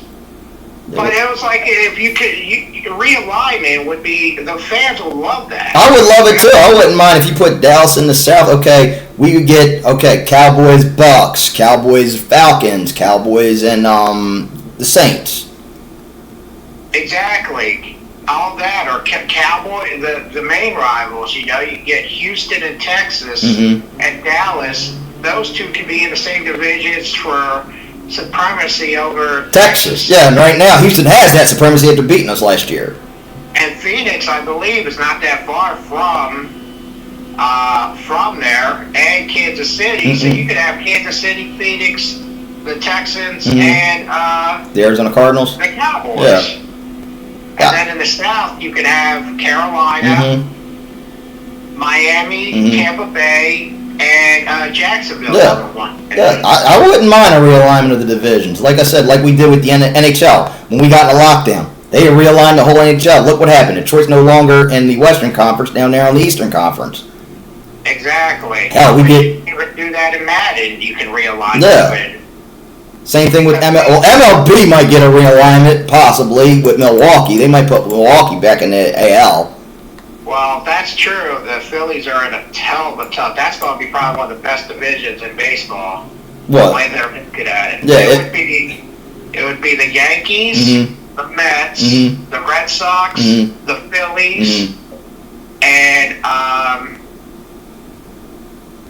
did we say Baltimore? it's either Baltimore or Washington. They would be the 5 teams for that one division. Yeah, because that would be a tough one. Philly has to deal with the Yankees, then you got to deal with the Red Sox And the Mets. and the Mets. But you still have that New York Philly rivalry right there. Yeah, you would get the Subway Series every month. And you still have that Boston Yankees rivalry. Yeah, there, you would still keep know. that. You'd still get that rivalry. And then you just have the last team thrown in, like, hey guys, we're here. We're like, who the hell is this guy? You know, who the hell is this team? This team showing up. Yeah. Well, yeah, but it's like, I know people be like, oh, Philly Dallas, the rivalry. Well, it's like, well, the rivalry's been dead for a while now. Yeah, same thing with the Niners and the Cowboys. That rivalry's been dead for a while. Exactly. And that was only just due to playoffs. That's the reason why that rivalry was big as it was. It's funny because me and my nephews were talking about this just the other night, Mhm. and we were saying that the rivalries in sports today ain't what they used to be. No, they're not. Like in hockey, I know this is a football podcast, but we talk all sports. Yeah, like I said before to everybody, Like yeah. the Flyers and the Penguins rivalry, which was awesome. It was always like, we despise. It's like today's Flyers Penguins games. It's not. Nothing. No, it's nothing. Not what it used to be. No, it's not like how it was when in the playoffs. Like my favorite moment of all time was when Claude Giroux knocked the shit out of Crosby on the face-off, game 1. Exactly, and even Claude Giroux would get in a fight. Yeah. Sean Couturier would drop his gloves. Mhm. Mike Richards. All those guys would fight with pride. Now today's guys don't even do that. Or the one rivalry that was really good in hockey back in the 90s. Detroit and Colorado. Exactly. Because That's you not had the goalies fight each other. That rivalry was so intense. Yeah, because there was that big cheap hit that Claude put on Draper, so there was blood there. Yep. And then you couldn't get to him to the following year. Mhm. And then that's when it went off and all hell broke loose. And then since then, their rivalry hasn't been the same like it always has. No, it's now that Detroit is in the East and Colorado's in the West, that rivalry is not what it used to be. Exactly. That's what I said. It's just messed up how back then when we were growing up, we had these good sports rivalries. And hey, you don't really have those sports rivalries. Yeah, you have the Phillies and Mets, but is it really a rivalry? No. I mean, one guy throws at Harper, and the Phillies just like, oh, we're not going to retaliate. No, We're nice guys. Yeah, it's not like with Pacers Knicks, like how that is, because when it was back in the day when Reggie Miller and Spike Lee got into it. Exactly. Or like, like the 93 Phillies is, you hit our guy, we're going to beat you in the fucking head. Yeah, you hit one of our guys, we're going to kick your ass. You hit Darren Dalton or John Kruk or, anything, Schilling and all them will throw you a fastball to your head to give you a warning or hit you. Yeah. And the Phillies today, all they do is like, oh, you guys can hit Harper, we won't retaliate. Yeah, it's not like how it used to be, like, hey, when you hit your key guy, if it was like, hey, when I used to play hockey, it was like, you hit one of my key guys, okay, me and you are fighting. Well, yeah, but I think it would be cool if the NFL realigned stuff. Like, I mean, you have the Eagles, and you put them in with the Ravens, and you put in the Giants, or, well, no. Like, you could... I would say Pittsburgh, Battle of Pittsburgh. I would have said this. Pittsburgh maybe in, but they're more closer. They're like where Cincinnati. Okay. So you have that Pittsburgh, Cincinnati, Indianapolis, Cleveland area because they're all within 200 miles of each other. Yeah. So you would have that big rivalry there, right there. Like for us, it would be Eagles, Ravens. Yeah.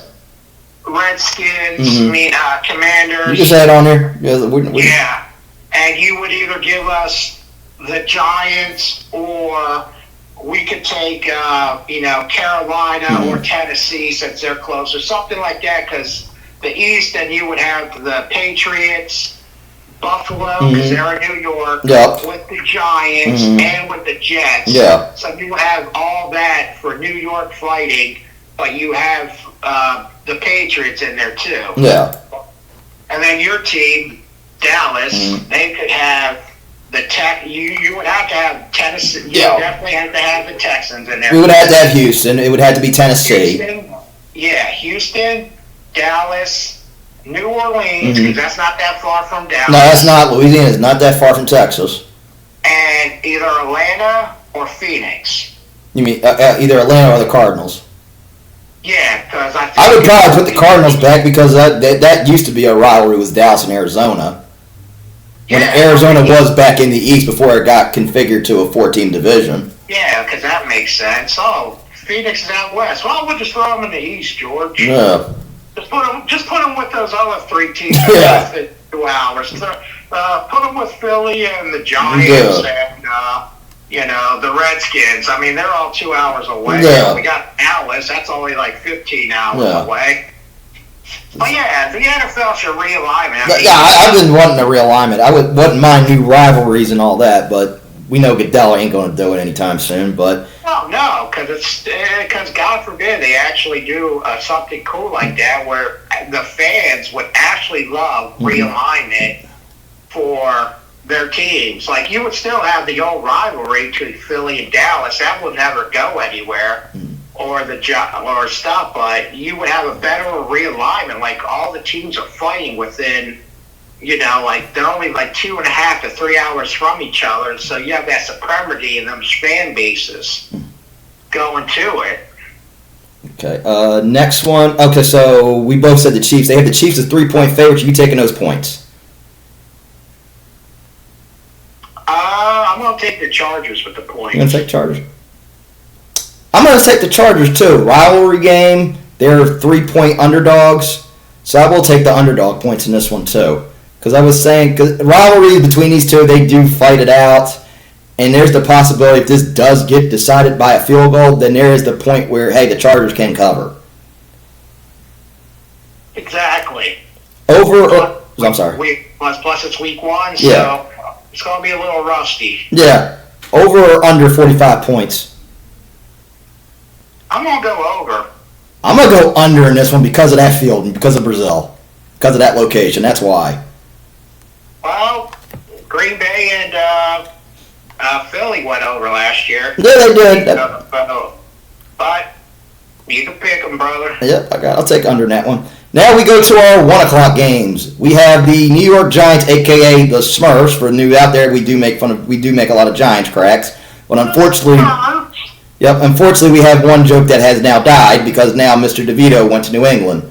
So the Mama Boys jokes have officially stopped for the moment unless he starts for New England. Wait a minute, is that who picked him up? Yes, the Patriots did. Oh my God. So he's a backup for the Patriots. Oh my God, that's how bad backup NFL quarterbacks are today, that he got a job with the Patriots. Mm-hmm. And he sucks. Yes. I mean, look at the Saints, who their starting quarterback is. Yeah, Spencer Rattler. I mean, that's how bad quarterbacks are right now. Yeah, he went to New England. That's why I said right now, unfortunately, the Mama Boys jokes have officially died. Unless he starts for New England. The only way he started if Mayo gets hurt. That's the only, well, he's the third. I think it's Drake May. Let me see what the Patriots depth chart is. Yeah, May's the starter. Yeah. The backup, I forget who the backup. That's what I'm looking up right now. That's what I'm looking up. I think it's him. Second is Joshua Dobbs. Oh, yeah, that's right. They signed that guy. Yeah, so it's Dobbs and then it's DeVito. Danny DeVito. Yes. With his money. Well, I think probably right now he got his own. I'm hoping he got his own place in either Boston or Connecticut. I can't say Connecticut because that's way too high. No, I think his mom makes cupcakes from Mike Verbal.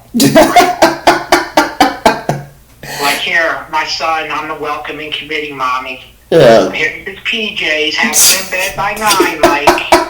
You know your job. He came for you.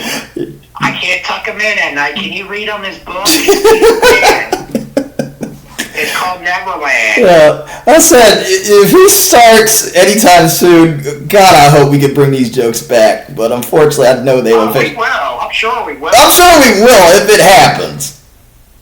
Yeah, because their backup ain't a good backup, Dobbs. No, but yeah, that's when I said when he went to the New England, I was like, damn, that joke has officially died.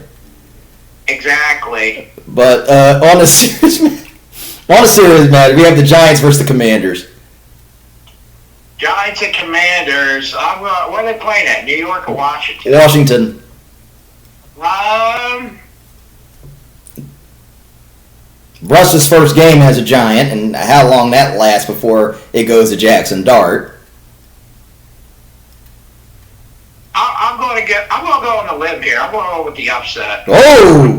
I'm going to go with the Smurfs. Okay, tell me why. I'm curious. I just think the Giants improved their front seven much better this year, Okay. and they have something to prove. And everyone's always is picking the Commanders, Mm-hmm.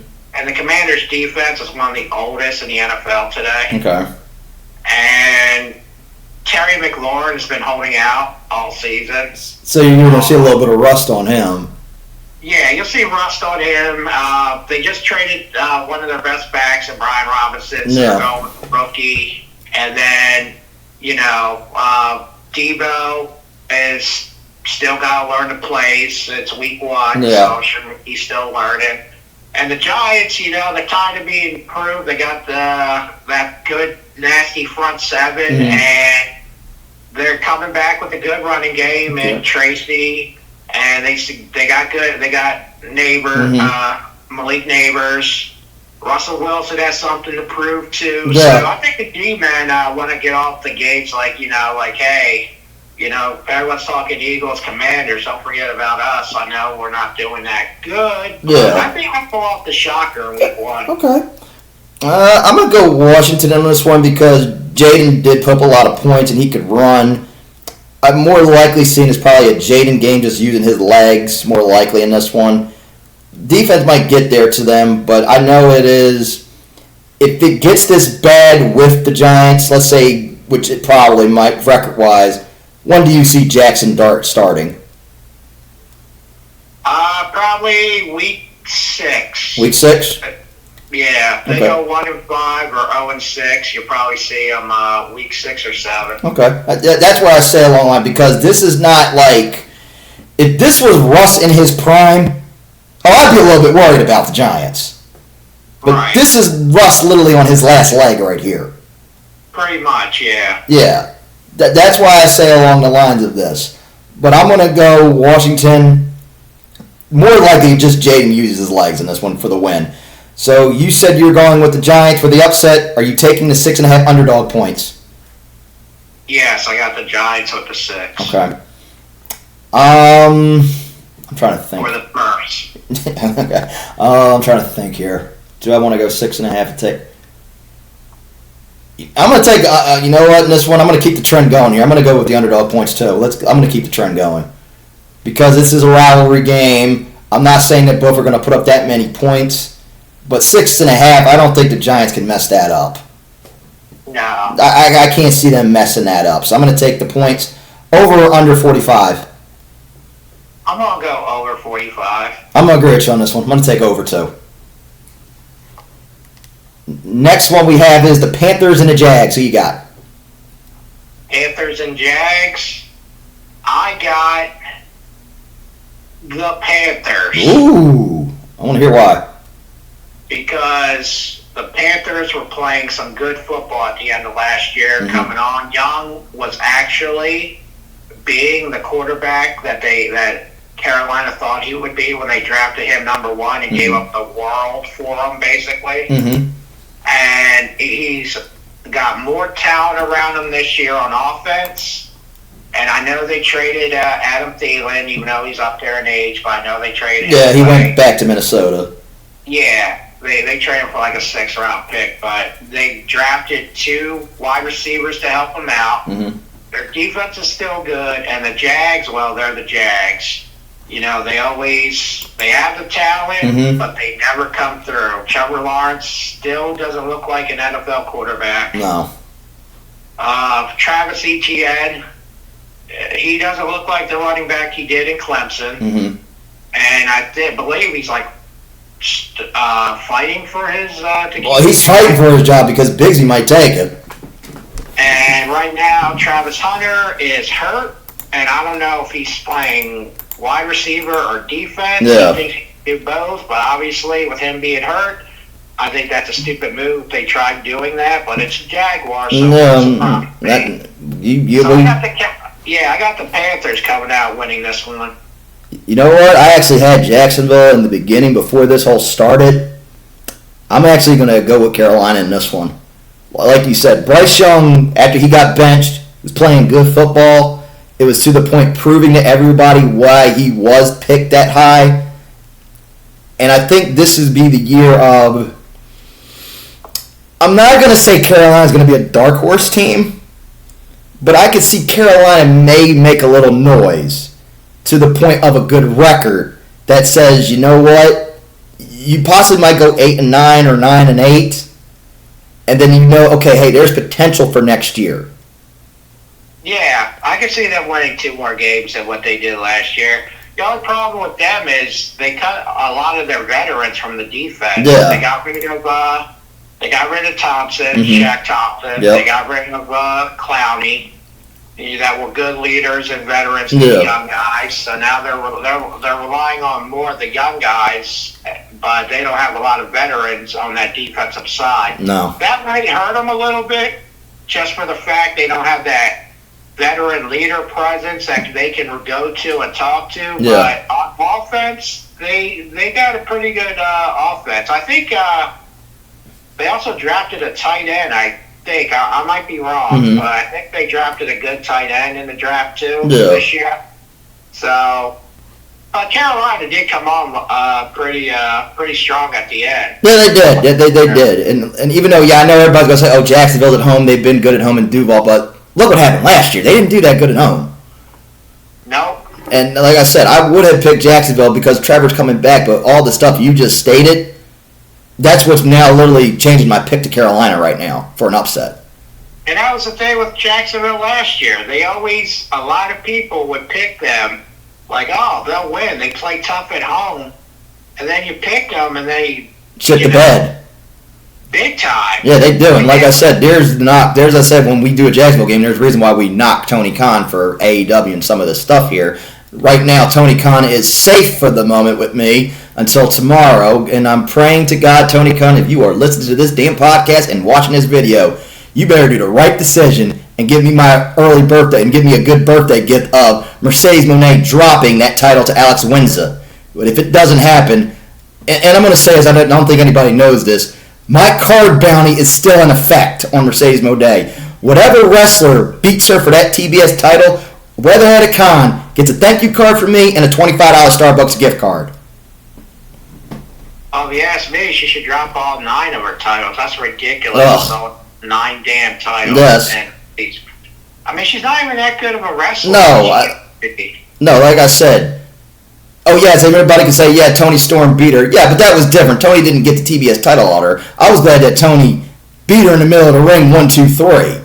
And I think everybody was glad on that. That this bitch can finally take a loss. Yeah. And I'm not apologizing for that comment, how I think about Mercedes Moné.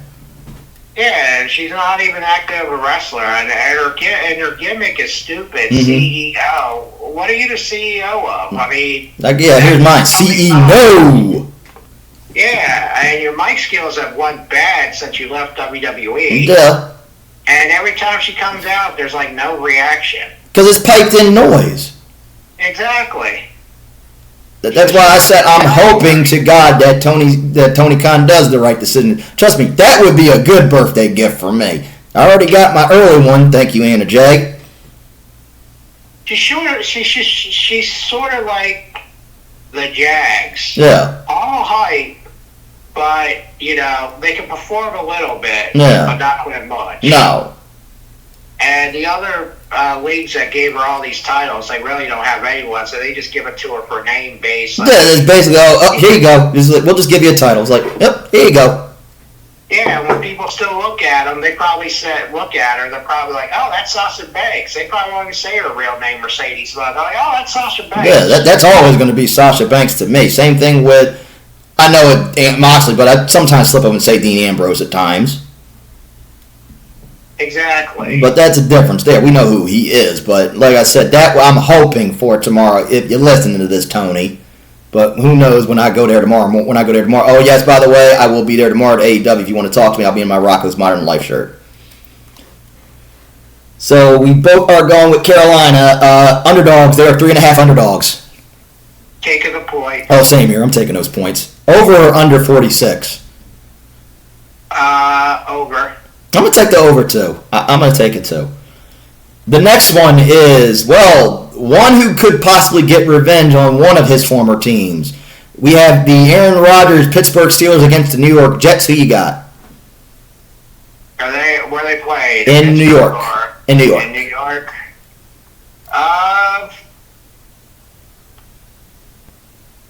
You know what? Mm-hmm. I'm actually going to go with the Jets in this one. Okay.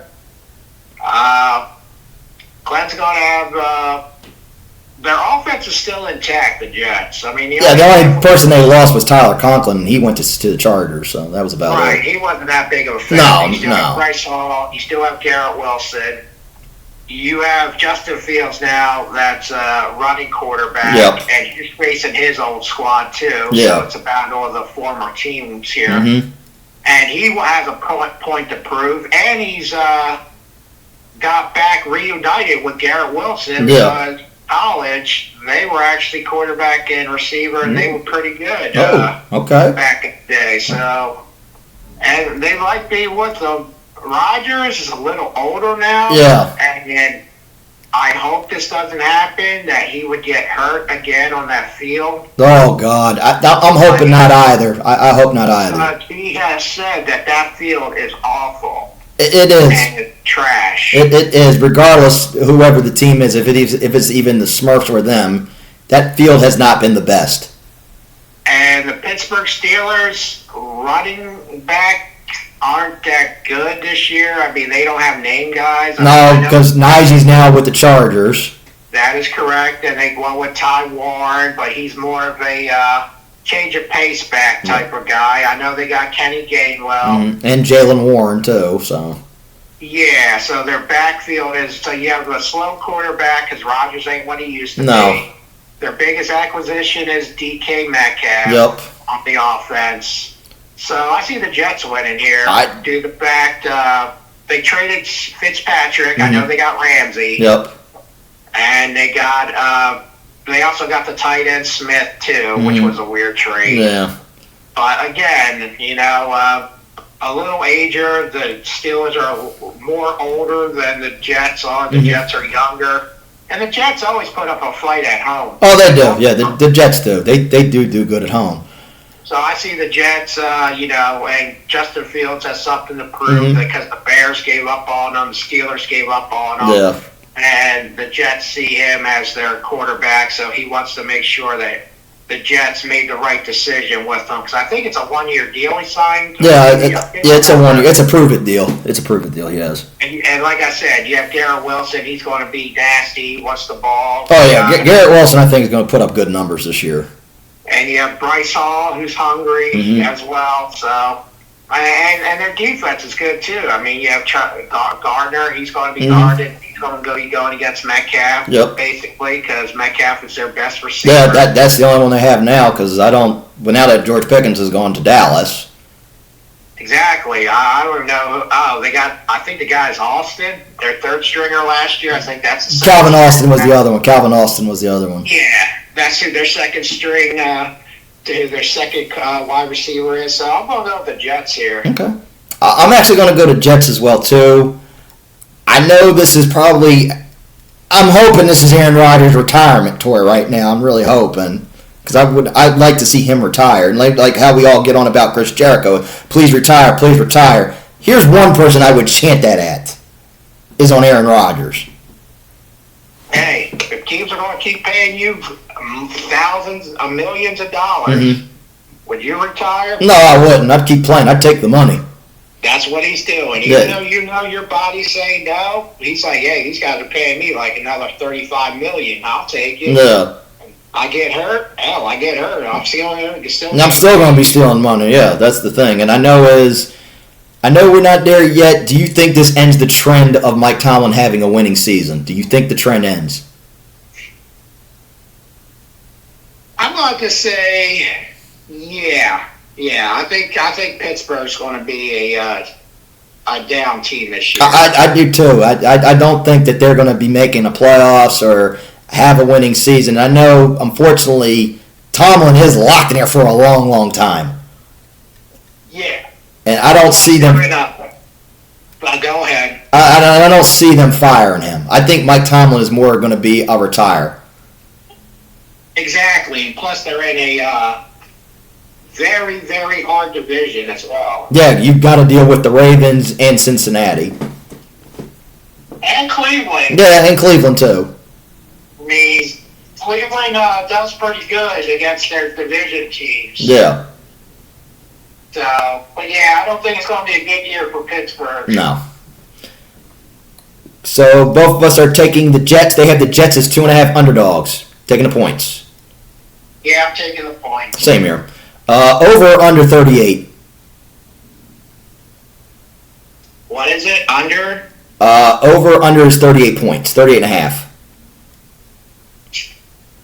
I'm going to go...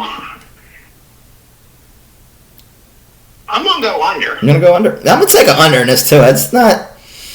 I know it's week 1. We can't say, oh, this is going to be a sleeper game. It's going to suck. You know how we make the normal jokes, Nickelodeon, Lifetime, and all that. It's week 1 where I can't start saying those jokes just yet. No, because, there's always 1 or 2 teams that are going to pop up and surprise you and like, how the hell are they doing this? Yeah. So for me, I'm gonna take an under in this one. Next one we have is the Raiders and the Patriots. Raiders and Patriots in L.A., Las Vegas or New England? Foxborough. I'm gonna go with the Raiders here. You know with the Raiders? Yeah. Okay. The Patriots are still going. I don't even think Stephon Diggs is playing this week. Okay. Because he's still hurt from that knee injury, which was a interesting signing for a guy with a torn ACL. Yeah, that was a shocker to me. I thought he was. I didn't know where he was going to go. I know he was just in Houston for a year. Well, he went for the money. Yeah, I know why. Yeah, he went for the money. I'm not hating on that. Yeah. And plus, Patriots want to get a number 1 receiver for Mayo, but, Yeah, I'm not hating on Stephon Diggs. He's a good guy. It's just the injuries now. Yes, exactly. But, they're still a young team, and the Raiders are coming in. They got veterans. They got Cooper Kupp this year. Mm-hmm. Genty. Everyone's going to see how the star running back can live up to the hype. Yep, and you got Geno. Yeah, Geno. If it's going to be Geno from the Jets era, or is it going to be Geno from Seattle? Seattle. Because you got Pete Carroll now as the coach. And Carroll loves Geno. Yeah. And you got Kupp, and you got Jacoby Myers. Mm-hmm. And he's real good. And, of course, you can't forget about Brock Bowers. Yeah. It's going to come down to defense for the Raiders. Again, their offense looks pretty good besides their offensive line. Yeah. Their run game looks good so far with the young kid. Mm-hmm. And, they got Ryan Mozart, too, this year. Yeah. Because you said Cooper Kupp, right? He's with Seattle. Yeah. Because I said... Wait, who did they... Oh, no, it's Amari Cooper. Yeah, Amari Cooper. I was wondering, when you said Coop, I'm going, you talking about Cooper Kupp? And I'm like, oh, then I caught, Amari Cooper. He went. Yeah, I'm sorry, my bad. Oh, man, my amnesia. I thought you said Cooper Kupp, and I'm like, wait a minute. Yeah. Yeah, I mean, Amari Cooper. Yeah, Amari Cooper went back. Yeah, now I understand what you were saying. Yeah, he signed a 1-year deal with them. Yeah, so, and they got Jacoby Myers as well, and they're good. They're good. They look good on offense. Yeah. And, of course, you got the 2 good tight ends in Myers and Brock Bowers. Yeah. So, and the Patriots, they're still learning. Yeah. I know they got a long way to go, Yeah. but I think the Raiders will pull it off for week 1. I'm going to disagree. I'm going to take New England in this one. It's just, in New England, you have 2 coaches here, Vrabel being there. I just see New England pulling this off in some way. So I'm going to go with the Patriots here. I'm going to take Patriots. I will say this: Patriots do play tough at home, though. Yeah, they do. That's why I said if this would have been in Vegas, I would have took the Raiders in this one. Because every time when the Patriots and Raiders play in Vegas, screwy shit always happens there with the Patriots.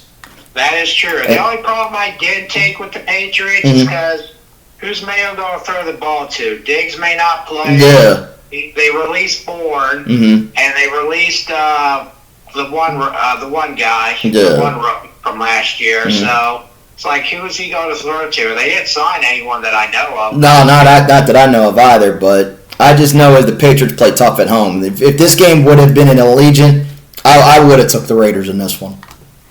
I'm surprised if they want a receiver so bad. Why didn't they go after Amari Cooper? Yeah, I don't know. I mean, you could have Diggs and Cooper as As your receiving core. Yeah. Now, I know Cooper hasn't had the seasons like he had in the past. No, it's not like where he began with the Raiders, it was very good, and then in Dallas, it was very good. But then when he went to Cleveland, and Buffalo, I can say Buffalo, he was injured, and I'll give him a pass on that one. He was injured in Buffalo, and Yeah. and it's surprising. Well, Josh Allen never even threw him the ball that much. No, he didn't. He only threw it to him. I think one game the day he got there, with a time he had a route wrong, and then he got a touchdown. I don't know. Josh Allen was saying, "This is my team. I don't deal with wide receiver drama. You do it my way, or what?" I don't know. I just remember that time when he got there was the one where, I don't know, one of them told him, "Hey, man, you're lined up the wrong way. You're going to go this way. You're not going this way." Yeah. And then that was when the touchdown occurred.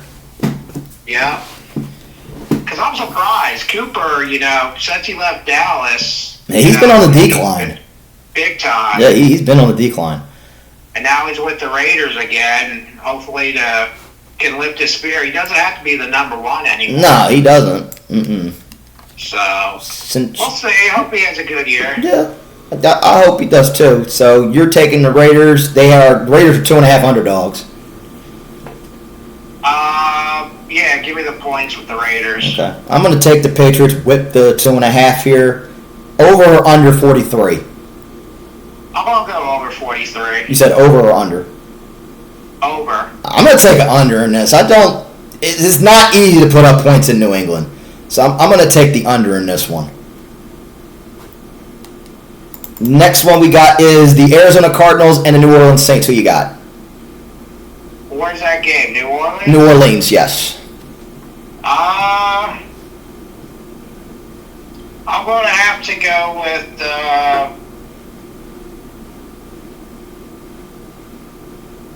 I got to go with the Saints at home. Okay. Cardinals are always weird on the road. Okay. And, it's his... The rookie's first year play. Yeah, this is Spencer Rattler's. You got it. Yeah, Rattler. He's got all his weapons intact that are healthy. Yep. Because it's week one. He got Chris Olave back. He got Alvin Kamara back. You get Brandon Cooks. And you got Cooks back on the team. And you got Shakir from last year that did good before he got hurt. Yep. So the Saints at home against the Cardinals that always are not that good on the road. No, they're not. And also another thing is, are they going to use Marvin Harrison Jr. the right way this year? Because they didn't. No, they didn't. I mean, Marvin Harrison Jr., they picked him first, but Murray didn't throw to him. No, he didn't. No. He threw to Trey McBride. McBride more than anybody. I mean, you need your receivers to do good, and they didn't even add anyone to the receivers. No, they didn't. No, they didn't. So, and Kyle Murray, he's always running for his life. They didn't upgrade the offensive line. No. And James Conner's older. Mm-hmm. So, I will take the Saints at home because they're healthy. Mm-hmm. It's week one. You know how week ones, it's always like the bad teams always get that win first. Yeah. And the Saints are, trying to prove something, especially with the coach and all. Yeah, I'm going to go to Saints too because it's not been very good for the state of Louisiana, and we know why, because they got fleeced out of their... I'm not going to say fleeced. They got fucked you out of their bid for WrestleMania. Yeah, they did get screwed with WrestleMania. Yeah, because they thought, when The Rock announces, next year WrestleMania is going to be in New Orleans, and then after that, no, never mind, we're going to take that deal back. We're going to go back to Vegas. Right. That's why I said they literally got fucked you pretty bad. Hey, money talks at WWE now. You pay it or you don't. Yeah, now officially it has been. So I'm going to take New Orleans too because it's in New Orleans. They've done good at home. Everybody's healthy. You have Kellen Moore as the full head coach here. We're going to see what they do. And like you said, week 1 is a lot screwy at times, and the bad teams get that little win that you don't expect.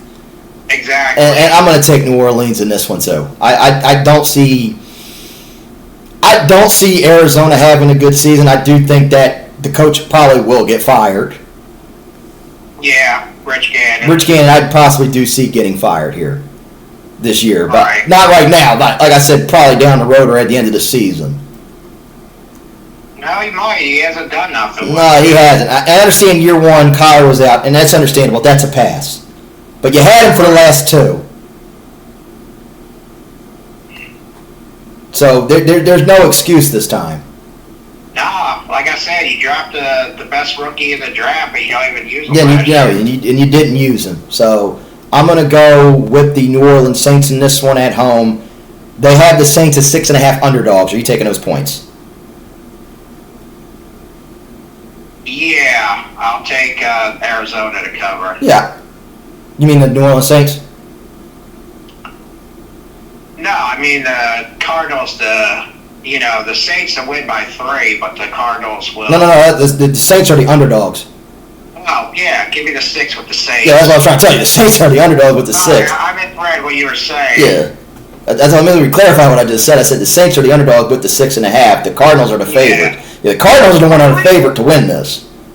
They picked the Cardinals as the favorite? Yeah, they did. I don't see it.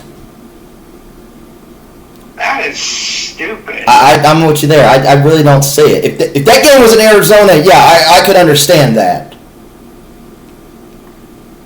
But I don't understand. I really don't get that one. That's why I'll take the Saints with the 6.5 underdog points.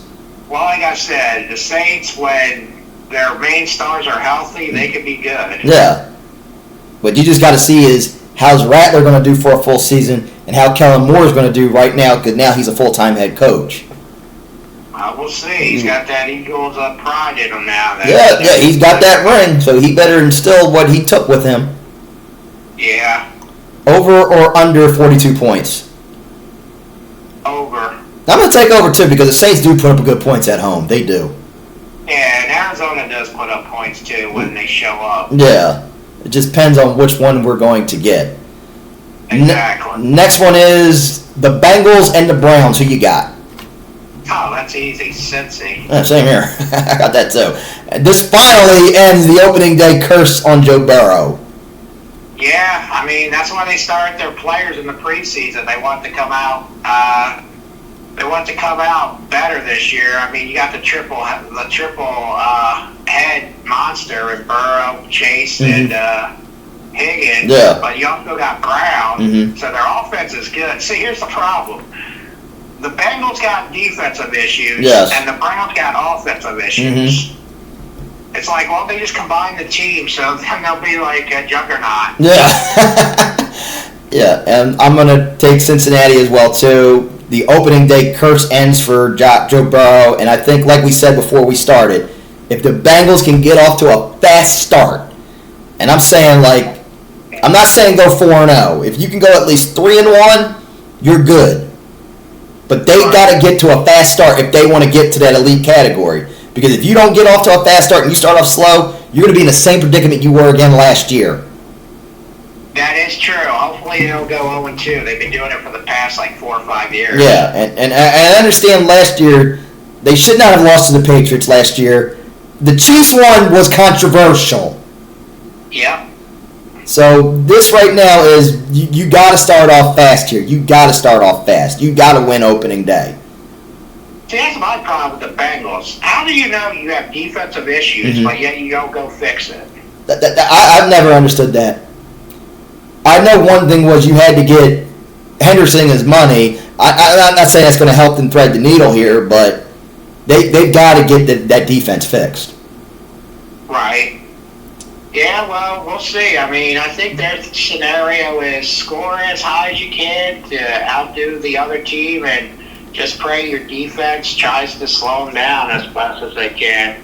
Yeah. So let's ask this before we do the pick. With how long for Shedeur Sanders starts?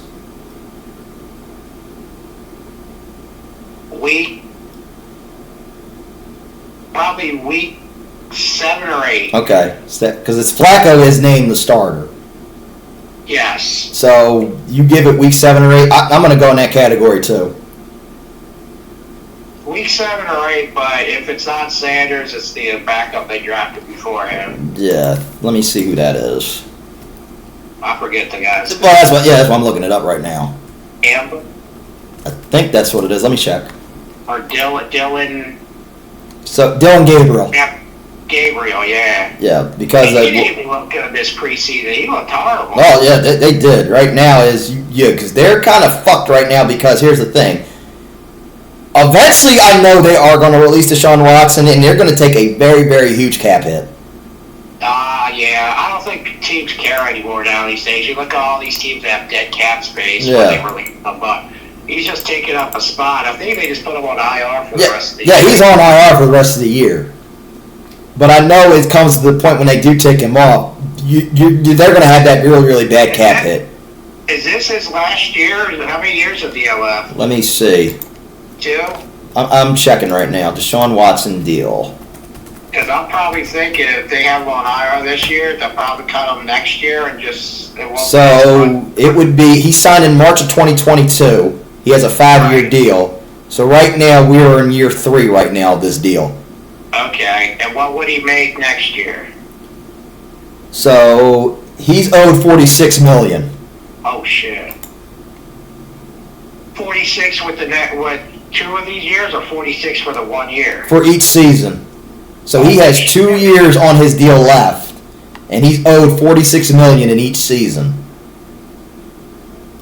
So they owe him $92 million. Yes. In 2 more years. That is crazy. Yeah. Okay, maybe they won't release him. Or you try to restructure him again. Well, he did do that this year to help him out. So I think that's how Garrett got paid. Because that might have to come down to it. Because if you cut him, $92 million in dead cap space. Yeah. Well, that's like Wentz getting cut by the Eagles, and they owed him like 40. Was it? It was about what? 40 million. I think it was like about 40. They owed. The Eagles owed Wentz 40 when they cut him. But right. I mean, if you look at it, teams aren't cutting players for dead cap space. They don't care anymore because they're getting money anyway. Yeah. But I just know if that happens, that's going to be the worst cap hit ever in history. Yeah, probably. Yeah, most likely. Yes. All right. Both of us are taking Cincy here. They have the Cincinnati Bengals as 5.5 favorites. Are you taking those points? Yeah, I'm taking it. Yeah, I would take that too. Over or under 47? I'm going to go over. Same here, because Cleveland and Cincinnati, regardless if both even suck, they will always put a shootout. Exactly. Even if both have a bad record. Yeah, Jamar Chase always has like over 200 yards when they face each other. Yeah. And Joe Burrow usually throws for like anywhere from 400 to 500 Yeah. So, yeah, it will be a shootout. I think that game might be the highest one. That might be. I think probably maybe the second highest one, like up there. But we'll get to another one. The next game I don't think is going to be this one. Is the Dolphins and the Colts. Who you got? Miami or Indy? It's in Indianapolis.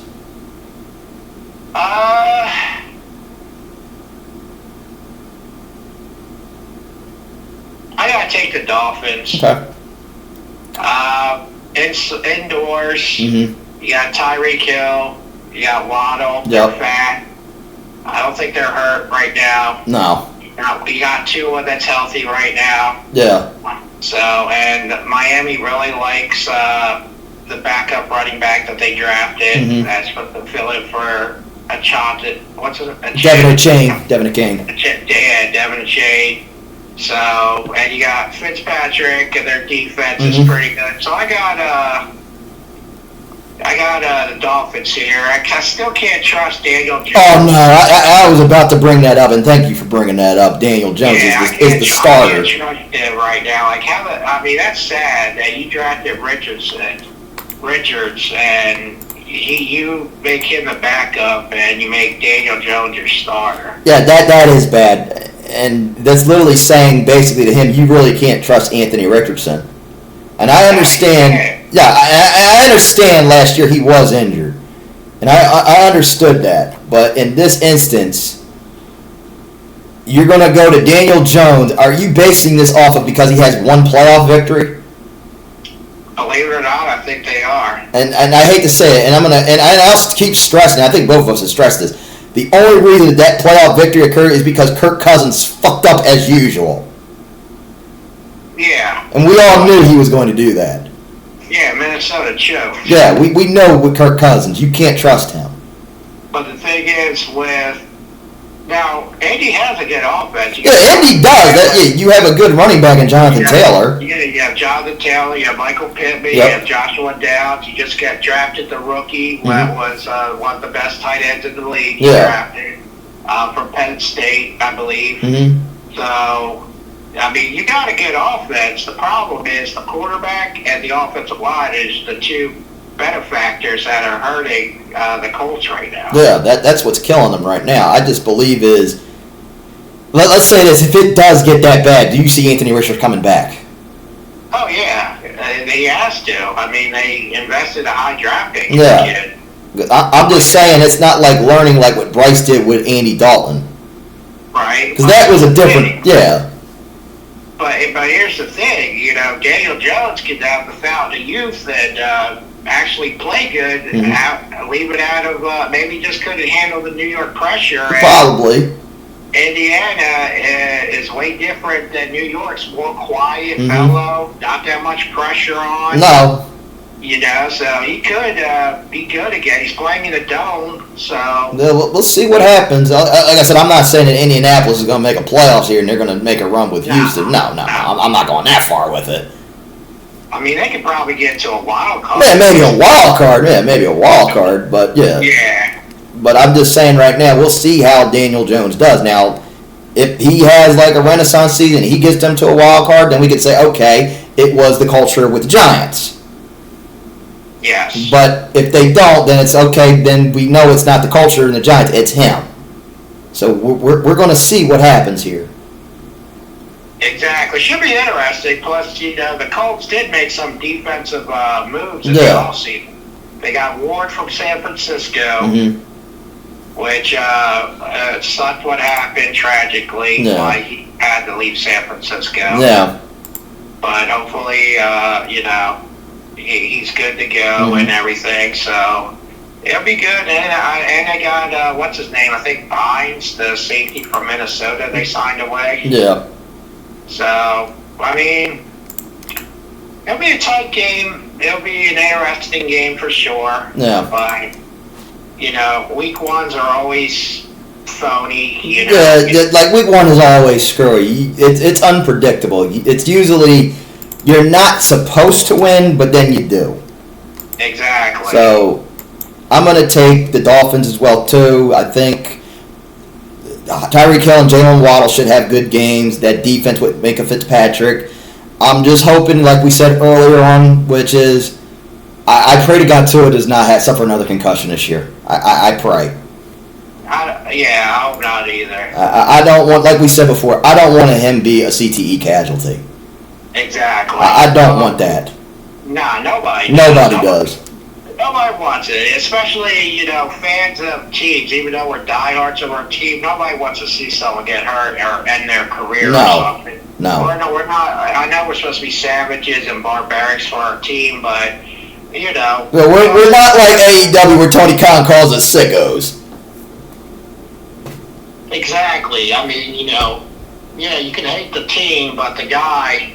you don't want to see, because to him it's a job. To us, we live through them. Like the Cowboys, you live and die by everything they go through because that's your team. Yeah. The Eagles, I'm the same way. I live and die through the Eagles. Yeah. Like hell, I I request off at my job just when the Eagles play. That's how much I love my Eagles. Yeah, there you go. The Eagles are number one all the way up here, so I'll take vacation days for the Eagles. Yeah, there you go. Because I live and die through the Eagles. Yeah. I love the Eagles. Like you love Dallas, and other people love their teams like that. That's how us football people are. But we don't want to see no one get hurt. No, we don't want to see anybody get hurt. Like I said, for me, unfortunately this year I can't go to any games because I've used my PTO up for wrestling. And because I've seen New York enough, and nothing against MetLife, it's just, I've seen New York enough. I can't go to any games. Like I said, that's the thing. I've seen MetLife enough. Like I said, if SummerSlam wasn't there, that game was at 1 o'clock, and I could have said, you know what, I'll just take that Monday off because the FanDuel Sportsbook is right there, and I could watch the other games, and it's a long drive for me to get back home. So I would have been like, you know what, I'll take Monday off. But just because I've seen MetLife enough, number two, I know the Thanksgiving game is Kansas City and Dallas, and I'm sorry, I'm not going to put myself to waste a lot of money to fly to see us get our asses kicked by the Chiefs. Right. There's a time for being smart, and there's a time to being stupid. This is one instance I'm going to be smart, not stupid. Exactly. Yeah. But that one, I'm going to go with the Dolphins as well. They have the Dolphins as 1.5 underdogs. Are you taking those points? Yeah, I'm taking them. I'll take the Dolphins with the 1.5 underdog. Over or under 46 points? I'm going to go over 46. Yeah, I'm going to take the over, too. Because you have a healthy Tua, and Waddle and Tyreek Hill put up a lot of points. Yes. And our final 1 o'clock game, which I think is going to be a very good one, is the rivalry game. The Tampa Bay Buccaneers and the Atlanta Falcons. Tampa Bay. Where are they playing at? In Atlanta. Oh. Man, they always play on week 1 a lot. You notice that? Yeah, they do. I mean, I think last year they played in week 1 too. Last year was Atlanta and Pittsburgh week 1. The other was Tampa and Washington week 1. Oh, okay. So it might have been 2 years ago. Yeah, I think it was 2 years ago. But I remember last year it was Atlanta and Pittsburgh, and then the other one was Tampa and Washington. I gotta go with Tampa Bay here. Okay. I like their offense. Mm-hmm. Mike Evans is a stud. Yeah. He's going to always put up points. I like the kid that they draft, the wide receiver Ekuba. Yeah. He's good. You got the two-headed monster and Bucky Irvin and Rasheed White. Yep. And Atlanta, you're still trying to figure out their quarterback with Penix. Yeah. It's like, is he a fluke? Can he do good? This is going to be his first year. Yeah, this is going to be his first full season. So you got to see that. Bijan, I don't think they use him right. No, they don't. I mean, I don't know what they're thinking. Don't get me started with Kyle Pitts. They definitely don't use him. No, they don't. No, they don't. He was a stud in college, and when he came into the NFL, it's like everyone don't even think of. Yeah, I understand his first year was with Matt Ryan, but that was when Matt Ryan was literally on his way leaving out and before he was going to Indy. Yeah, but Matt Ryan always loves using his tight end. Oh, yeah, he did. He was always good with the tight end when he had Tony Gonzalez, Julio, and all those guys. Algie Crumpler. Algie Crumpler, yeah, he was, but just now I don't see... I don't want to say Kyle Pitts is a bust because he's just with Atlanta. Because eventually down the road, he probably will go to another team. I don't think he's a bust. I just think he needs a change of scenery. Yeah, I do think that too. That's why when there was rumors the Eagles had interest, I was like, yeah, get him. Oh, he would have did good with Philadelphia. He would. He would have. I know Philly would have used him the right way. Because Dallas guy, this is last year. I don't think they're going to re-sign him next year. No, I don't think so. And and Dallas Goedert's had a hell of a career. Nothing against him. He's had a hell of a career. He has, and and you got Pitts in here. He's only 25 next year. Yeah, so he's still young. Yeah, and there you go. You'd be like, okay, here's my successor to Dallas Goedert. Exactly. Boom! You got a stud tight end that was great in college from here, and Hurts loves using the tight end as well. Yep. So he would rejuvenate his career of picks. Yeah, that's why I said I can't literally say that he's a bust because, like you said, I think maybe a change of scenery is going to help him.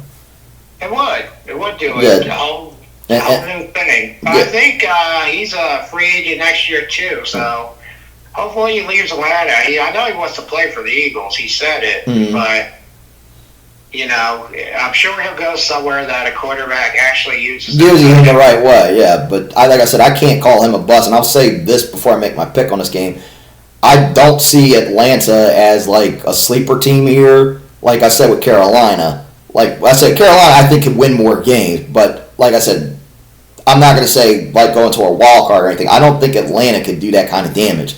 But if they do and they prove us wrong, okay, more power to them. Exactly. But for this game, I'm going to go with Tampa Bay. You have, like you said, that two-headed monster with Bucky Irvin and Rasheed White. You still have Mike Evans. You still have Chris Godwin. And then they have that defense with Vita Vea.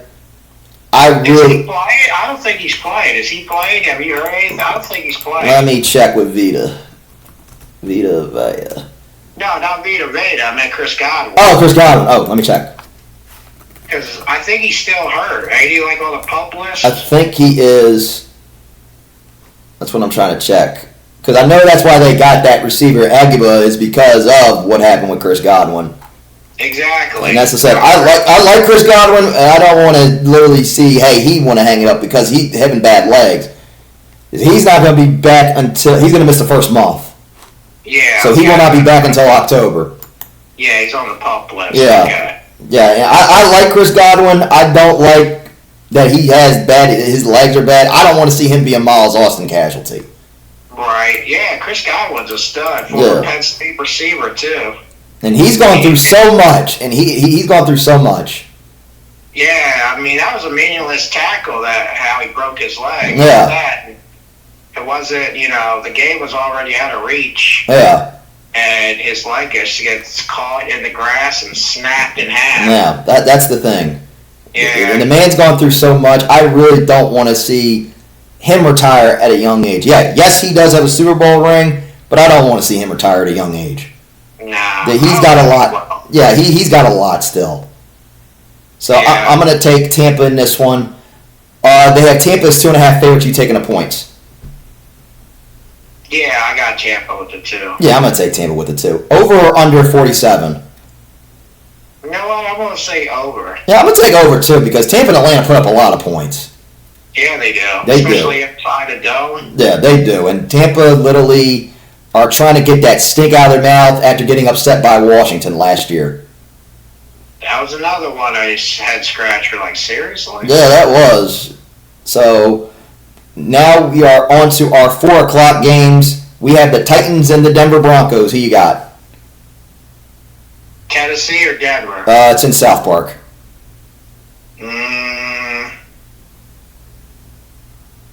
Give me Denver. Okay. Denver, I like Denver's young guys. I like Bo Nix. I like Chris Sutton. Mm-hmm. I like how they signed J.K. Dobbins. Yep. And they just got that rookie they drafted this year. So I like their young stud receivers too. So it should be good. I mean, the Titans, well, they're the Titans. Yeah.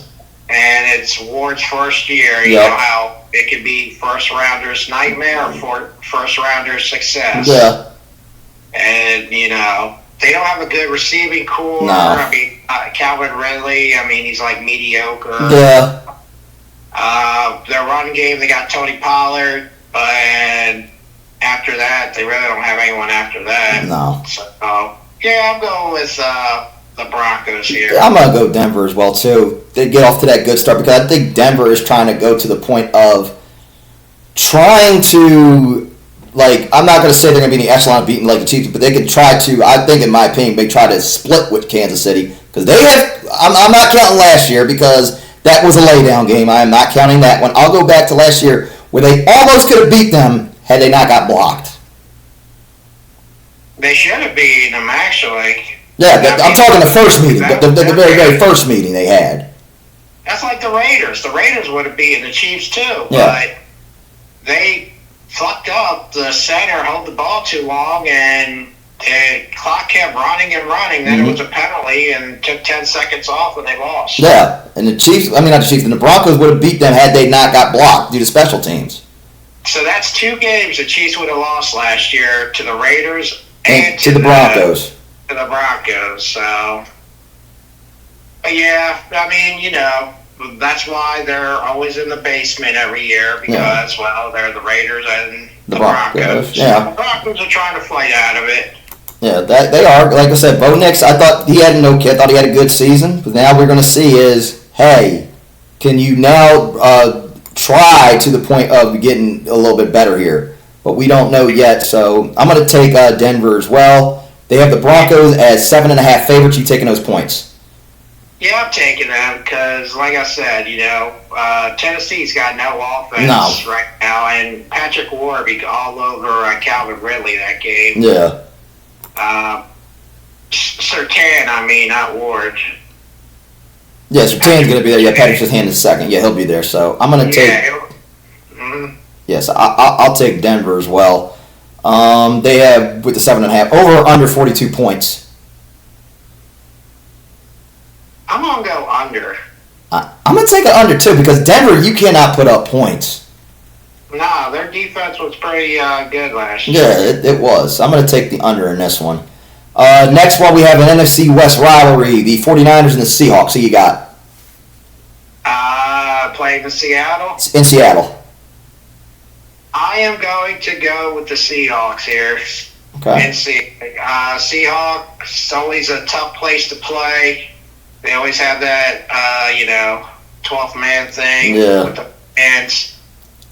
Seattle has something to prove this year since they, now it's Cooper Kupp. Yep. Not I got you. Yeah, I got you, man. Yeah.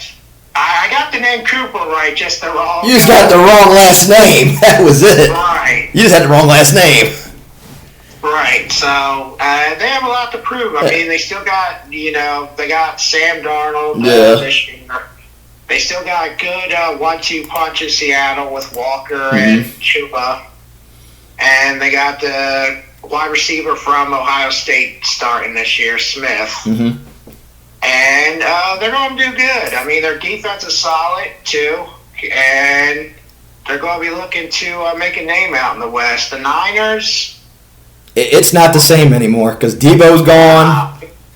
Yeah, Ayuk is hurt. He ain't playing. Jennings, he's been dealing with a hamstring all through preseason. Yeah, and I think Pearsall, didn't have a good. I don't know what happened with Ricky yet. Yeah, I heard he was injured too. Christian McCaffrey. Coming back from an injury. Yeah, he's coming back from an Achilles, so... I think he's healthy, though. I think the only one that's actually healthy is Brock Purdy. That's the only one. And I think, let me ask this question about Purdy. Do you think that they gave him too much money? Do you think he's worth all that money? No, I think he still has to prove it. Yeah, I do too. But, they probably want to get him out of the way, and that's another thing. The 49ers are going through receivers like Walmart customers going in and out of Walmart. Yeah, they've been doing that. Because they signed DeMarcus Robinson, but yet he suspended for the first 4 games because of PEDs. Yeah. All those receivers are hurt. They're always on the waiver wire looking for somebody. Yeah. I think they just brought in 2 receivers, actually. I forget who I was looking at something, but... their offense has been in and out. I mean, George Kittle's their best guy. Mr. WWE, Bailey Lover. Oh, yeah. I think I said when I was at WrestleMania in Vegas, I was hoping that Kofi would have punched his little lights out. I was hoping because they could throw him out. He does not need to be there.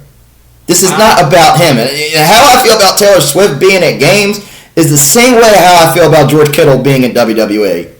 Exactly. And I don't. Go ahead. And speaking of the Niners, they depleted their whole defense. Yeah. They got rid of a lot of their stud defensive players, so they're going with the young guys that they drafted and stuff. So, yeah, I got Seattle in this game. Niners are too banged up, and rebuild. Yeah, and this is not going to be like, oh, they're going to be back. No, I said this year, I don't think the Niners are going to have a good season this year. I did not have them winning the division. I had the Rams winning this division. So I don't think the Rams will win it. Yeah, I had the Rams. Yeah, it's only going to be the Rams or Seahawks. Yeah, I can see between those two. Just how are we going to see how Sam Darnold does? Now, in the regular season, he was good. But when it came playoff time, we saw what happened in the playoffs. Well, you saw what happened when he choked with the two biggest games on the line, too, at the end of the game. Yeah, against the Lions and then against the Rams in the playoffs. Yeah, if Minnesota won, they would have been the number 1 seed last year. Yeah, that's just the thing, is how is Sam Darnold going to do? In this instance, I am going to take Seattle because Seattle is at home, and they have Walker, Chuba Hubbard. You have, we're going to see how Smith and Jigba does, and with that defense. So I'm going to go Seattle on this one, too. And like I said, before we go on to our next game, how I feel about George Kittle is I cannot stand that man. For personal reasons, ever since that fuck Dallas shirt, cannot stand him.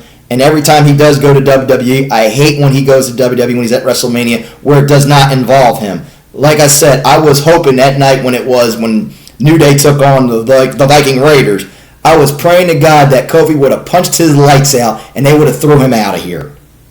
Yeah, well, you know why he goes there. He wants to be a wrestler when he's done playing football. Oh, God. Yeah, no, I think it's just to try to get with Bailey.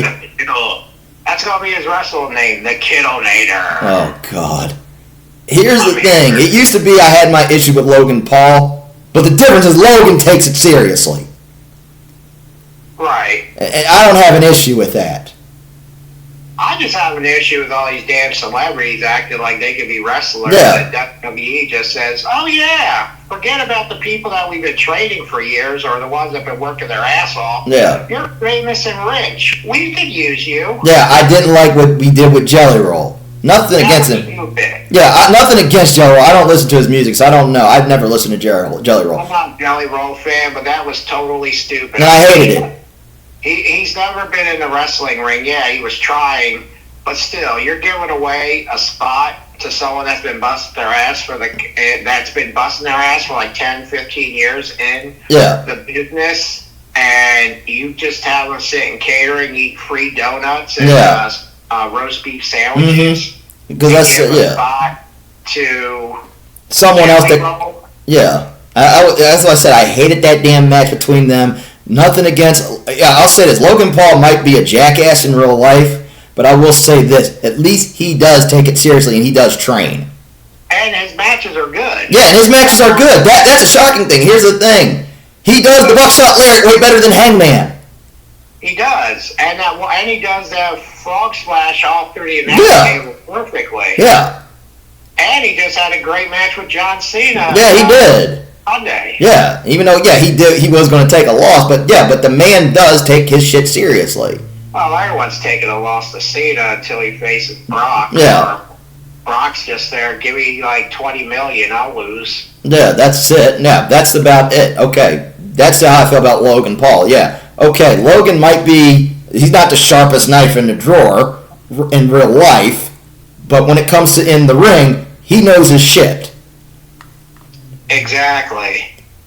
So. Hey, and Logan Paul trades for it. I mean, people could say he's an asshole. Yeah. But he's actually turned from YouTuber, boxer to a wrestler, even though he's not like full-time. No. He does put on good matches. Yeah, he does. Yeah. Take good bumps. Yeah. But he does take it seriously. Yeah, I mean, he works his ass off. He's getting a lot of money from him. Of course he will. I mean, I know celebrities use WWE to get their name out there, their records, and WWE uses the celebrities to get their name. I know it works both ways, but it's like, come on, these guys aren't wrestlers. No. Travis Scott, not a wrestler. No, and the only reason Travis Scott got picked is because of Friend. He's like a Jimmy Hart with dreads. Yeah, that's the only reason, because somebody wanted him and it was a Friend, and then after that they dropped the whole thing. And because he didn't have training, he busted Cody Rhodes' eardrum when he punched him super hard. Yeah.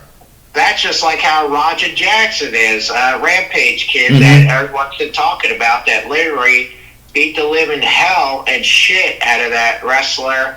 Because they said, oh, we wanted to work, but yet he's had no training. No. And he just got over a concussion. Even Rampage said his son wasn't in the right mind. And Yeah. some guy telling him, oh, you need to give him his ticket. Yeah. Make sure you give him to him good. And then he like almost murders the guy Yeah. because he like cold clocks him. And then he throws another 15 to 20 punches without him blocking it. Mm-hmm. I mean, yeah, okay, you want to learn, but learn like everyone else. Train. I Yeah. mean, that's what I hate about the world is that celebrities get the hell they want to do, get away with whatever. Yeah. You commit a murder. Oh, guess what? We'll give you 5 months and you get programmed. Me and you commit a murder. You get It's life. motherfucker. You get bread, water, and bubba up your ass. Yeah, it would have been life for us. Yeah, because we're not rich, No. we're not famous, Mm-mm. but if you got the power and the money, you can do whatever the hell you want. Mhm. Just like those Christie assholes that just got released from Trump, Yeah. that were in jail for stealing all that money and Mhm. tax fraud, and now they're coming back with a reality show, and people are kissing their ass. Oh, I hated that damn show. I never was a fan of that show. Every time it kept getting promoted when I was watching Raw, I never was a fan of Chris Lee Knows Best. Neither did I. I never The dude did. was gay. What'd you say? I thought the guy was gay. I thought he was too. The way he acts and the way he dresses. Yeah, I did thought he was that way. And let me say this right now for the people who are that way. Not that there's anything wrong with it. We just don't Yeah. like Chris Lee. That was it. I have friends that are gay. Same here. I have friends who are gay too. Regardless. I respect everybody. I Yeah. don't judge, but I'm just saying, I didn't know the guy just from the way he was acting. Yeah. Now they're out of jail, and look, boom, they already got their reality show back, and people can't wait for it to come back. It's like, are you serious? Yeah. Why are you letting these lowlifes that stole money from people Mhm. and everything get a damn reality show again, and people cheer them on that they're kind of, oh, the Christies are, who the fuck cares? Who cares? Like I said, I never was a fan of that show. I just know, I understand the reason why, yeah, it was getting promoted so much because I was watching Raw. That's the only reason how I knew about that damn thing. That's how I knew. I would always come on during commercial. That's why I hate commercials. That's why all the streaming sites I have, Mhm. I pay the extra to get rid of the ads and commercials. Same here. Just show me the damn show, let it be faster, and that's it. Yeah, same here. That's why I said with that. That's why I said that was the only reason I knew about the Grizzlies is because Raw. That was a whole thing. Everything else, I didn't care if you were promoting Law and Order, NCIS, fine, because I watched those shows. Yeah, and they should be called the Christies. They should be called the Thristies. Yeah. Scumbag pieces of trash. Yes. Rich celebrity dickheads get away with it again. Mm. That's what's problem with this world. I think a judge gets like so excited. Ooh, I have this celebrity in my courtroom. Mhm. I want to be so nice to him Yeah. because he's rich. Yeah. I get a picture taken for my daughter or my son. Mm-hmm. Like, do you like the whole Mike? I know this was years back, but like the Michael Irvin, he was dead to rights. Yeah. They had him on the thing, but since he's Michael Irvin, Mhm. and since he's in the public eye, and he had a death threat, Mhm.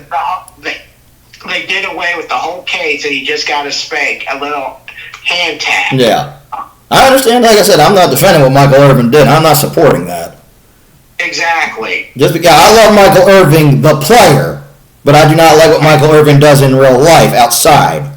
Exactly. It's like, celebrities have two sides to them all the time. Yeah, They and, got the and I'll give an example of one, like with CM Punk. I like CM Punk, the character, but what I've heard in real life, he is a major dick. He is. That's what people say. Because one of my friends was at Fanatics Fest, he wanted to get like autograph or a meet and greet with him. I said, look, that's your own discretion. I'm not going to talk you out of it. I'm going to give you a heads up. He is a dick in real life. And when I was at Vegas, he was a major dick at WWE World. No, that's what exactly. There's the celebrities that turn. And trust me, I know it from the source because I am a friend with somebody who is related to him. And what he says, he give out $5 during Christmas. I don't know, but he's like his cousin. Oh, that's cool. Yeah, that's how I know from experience. But yeah, it's just that it's just pathetic how people like us we get the rap because we're not famous. Yeah. But if you're famous and you got the money, even the law kisses your ass, Mhm. and the crimes that is supposed to be for everybody, they get away with it. And if they go to jail, their jail is like a 5-star resort. Yeah, it's literally like what you see off Goodfellas. Yeah, it's like, oh, well, here's the pool, the Olympic-sized pool. Oh, if you get stressed, you come out here and do your yoga. Yeah, like Goodfellas. Yeah, what Goodfellas was when Henry Hill had a good meal. It was like while everybody else was eating slop, I was eating like a king. You saw in the scene where he had pasta, rolls, and meatballs. Exactly. It's not like if we went out like, oh, I want to shake you. What? You want to shake them with a pillow? Yeah. Are you going to shake them with an iPad? Mhm. Well, because that's all you guys get is that star treatment Yeah. where no one says, oh, we're going to shake you in prison. You're really getting shaked by a knife made out of something. Yeah. And they're going for your throat or kidneys to kill you. Mhm. But that's okay because, well, we're cheap and not famous, and they're famous and rich, so they get all the power because people go ballistic for a celebrity. Mhm. Mhm.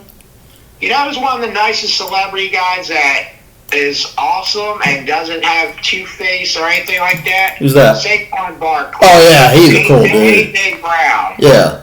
Jalen Hurts, Mhm. guys like that don't let money get to them and make them two-faced Yeah. and two-direction. Like, I got to play in front of the camera, Mhm. and then, hey, when no one's looking, I'm a dick. And those guys are always cool. Did you hear, speaking of Barkley, did you hear what he did for a guy that used to work that made his coffee at Starbucks? No, I didn't hear that.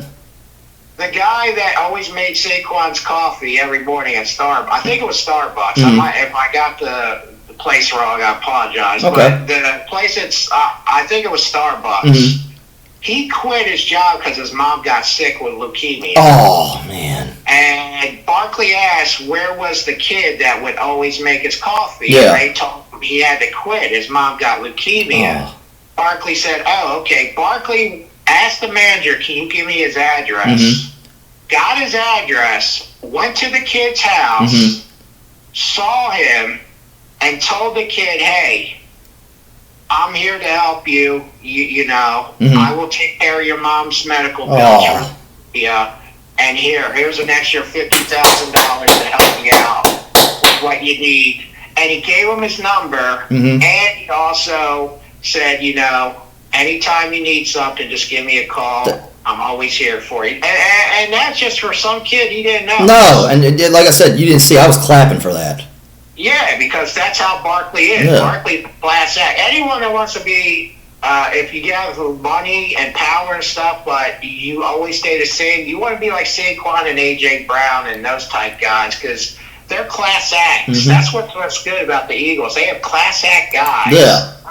that do stuff like that. And other players too. I mean, C.D. Lamb does stuff like that too. Yeah. But, you know, just for something like that. You didn't know the kid, nothing like that. Just for getting his coffee for him and him liking it every morning. Yep. Barkley went out of his way because the kid had to quit his job, take care of his Yeah. mom. And Barkley said, I will take care of all your medical bills and I will help you out Yeah. as well. Yeah, I'm gonna say for that kid, if you're listening to this, I hope your mom makes it through and becomes a survivor. I hope she beats it. Exactly. I mean, that's pretty some strong ass coffee he made. Yeah, to him to remember that kid. Yeah, I mean that's how Barkley is. Yeah. I mean, he should you know that's this guy that you want to be a class A. Yeah. If you want someone in the NFL to represent them, that should be Yeah, that's one of that's you're like an ambassador for an NFL. exactly. They have the Seahawks as 2.5 underdog. You taking those points? Yeah, I'm taking the 2 points. Yeah, I'll take that. Over or under 43? I'm gonna go over 43. Yeah, I'm gonna take the over in this one because both of them do put up points and it's a rivalry game. Even though San Fran is depleted right now, I'm gonna take the over in this one. Next one we got is Lions Packers. Who you got? Lions Packers. Are they in Detroit or Green Bay? Lambeau, they're in Green Bay. You know what? I'm going to take the Packers here. Okay. I'm going to take Green Bay just because. Oh, wait. Nah, I take that back. I take the Lions. Okay. Because I don't know if Parsons is playing with his back. Alleged back injury. Yeah. No, I'm sorry that I have to say that. Alleged. A rich back injury. Yeah, alleged. Yeah, I'm saying. Oh yeah, because he was sitting down. The time was laying down. Well, let's call it what it was. Sleeping. Yeah. He wants to deny. He wants to deny he wasn't sleeping. He wants to deny that. Hey man, when you eat some good nachos, they do knock you on your ass. Depending on what he ate, yeah, like I said, he wasn't sick or anything. Like I said, hey, there's a difference between somebody who just blacked out sick, like I did with my old job. He probably got sick from going in that stadium and seeing Jerry Jones like, this motherfucker cannot pay me after everything I've done for him. Yeah, I know, but like he said, it was Jerry's call to say, hey, it's either you're going to play on your fifth year. The problem was he had no leverage in this. And I hate to say that. He had no leverage. Who, Jerry? No, not Jerry. Micah didn't. Because no, we did it. I mean, but you know how some players don't finish out their contract. Yeah, I know. That was the whole point, but it wasn't like, okay, hey, he's about to be a free agent. Then you could use that leverage and see if you can get something else. But in that one let's say if Micah did stay, there's the possibility I think Jerry would have franchised him. Just to make sure, hey, you're not going to go anywhere if I have a franchise tag on you. I don't know. Player next year, a player like that, what would that be? Like over $40 million? Probably. I think he would have had the same deal as T.J. Watt and Hendrickson, and somewhere along where Myles Garrett's is. Because I know Parsons wants to be paid the highest. Yeah. I know he would be number one. Yeah, that's what he was trying to get, but we'll wait and see what happens with him in Green Bay. Now, pending how far the Packers go. I do have That's why your trade with them, I find it so messed up. Like you guys gave a good player for 2 first-round picks to a team that's always in playoff contention. Yeah, that's the thing. I do have the Packers in contention for the playoffs. I did in my scenario, but I think I had the Packers getting one and done as a 6 to either. Because I'm trying to think who I had that third team was. Because I'm trying to go back. I know I had one was either going to be Philly or Detroit. 2 was either going to be one of those 2. 3 was either going to be 3 was the Rams. That's what it was. To the Rams. Okay. That's who I had them losing to. Was to the Rams. Okay. In the playoffs. Can you ask me something? Why is everyone high on the Rams this year? What have they actually done now? I think it is the defense. Yeah, but Barkley just torched them. Yeah, I know that, but that's just the whole thing. I think everybody is going based off that defense. That's why I don't trust Matthew Stafford. I'm going to be very honest with you, because Stafford might retire, and he cannot stay healthy right now. No, yeah, that's the thing. They don't have any quarterbacks. I mean, they got Garoppolo as the backup to Stafford, and they're both up there in age. Yeah. Yeah, the receivers are solid. Yeah. I mean, you got Devontae Adams, Puka Nacua, Yeah. and I forget the other guy. And then you got Kyrie Williams, which is a good running back, and you drafted the kid Column a year ago. Mm-hmm.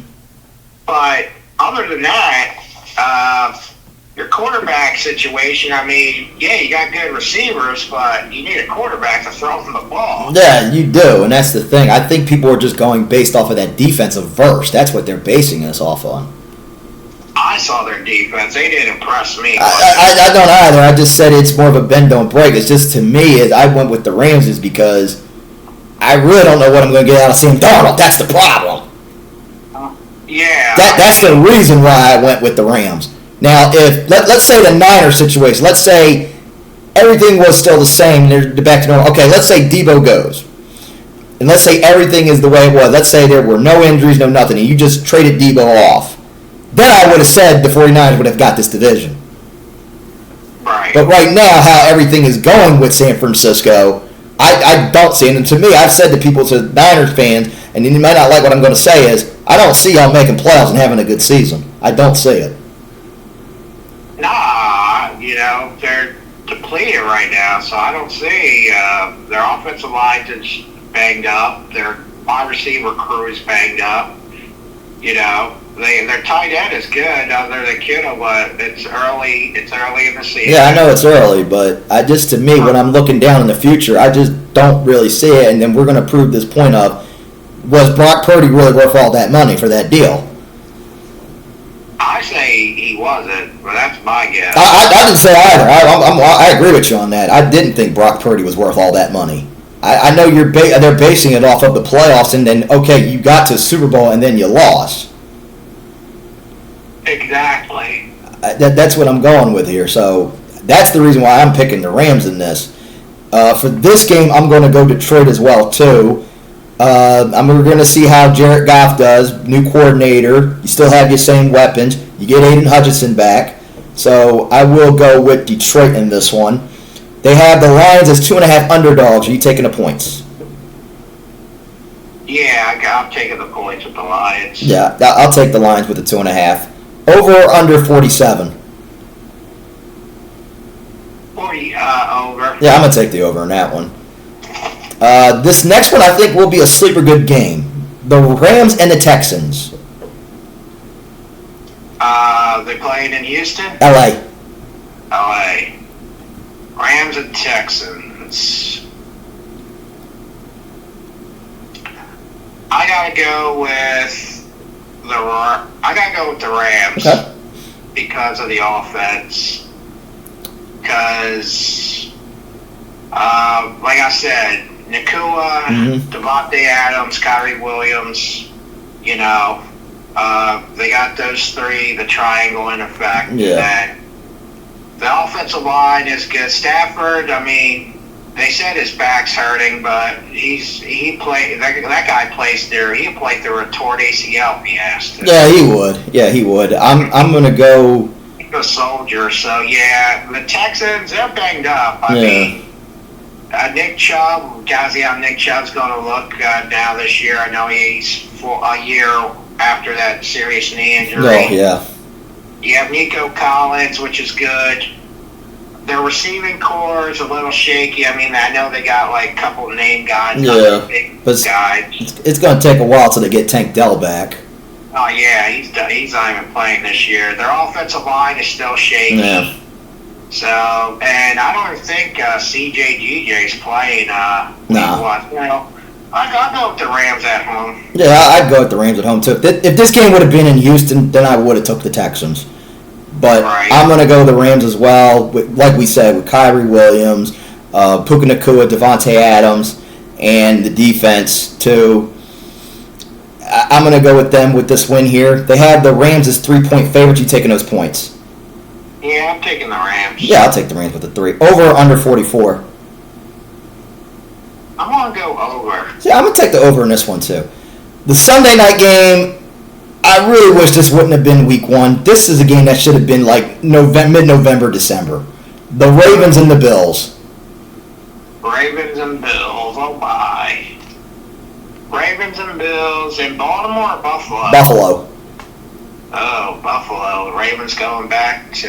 The scene of the crime. Yes, it is. Mark Andrews dropping that pass. Yes. I'm actually going to go with the Ravens in this one. Okay. You know, they're too good on defense and offense. Mm-hmm. I know they got that revenge factor in Yeah. it. I know in their hearts, they knew they should have beaten the Bills. They should have. Yeah, they should have. And Mark Andrews, can you imagine if it comes down to Mark Andrews again? Oh, man. Like, oh, boy. Does it, but yeah, I got it. Buffalo do good. Josh Allen will get his. Yeah. He'll get 3 or 4 touchdowns. It's going to be a shootout. Oh, yeah, this will be a shootout. James Cook, I'm worried about just because he sat out all preseason Yeah. with the contract dispute. You still don't have that number 1 receiver, No. but Allen just throws the ball to anybody, Yeah. Tom, Dick, and Harry. Yeah.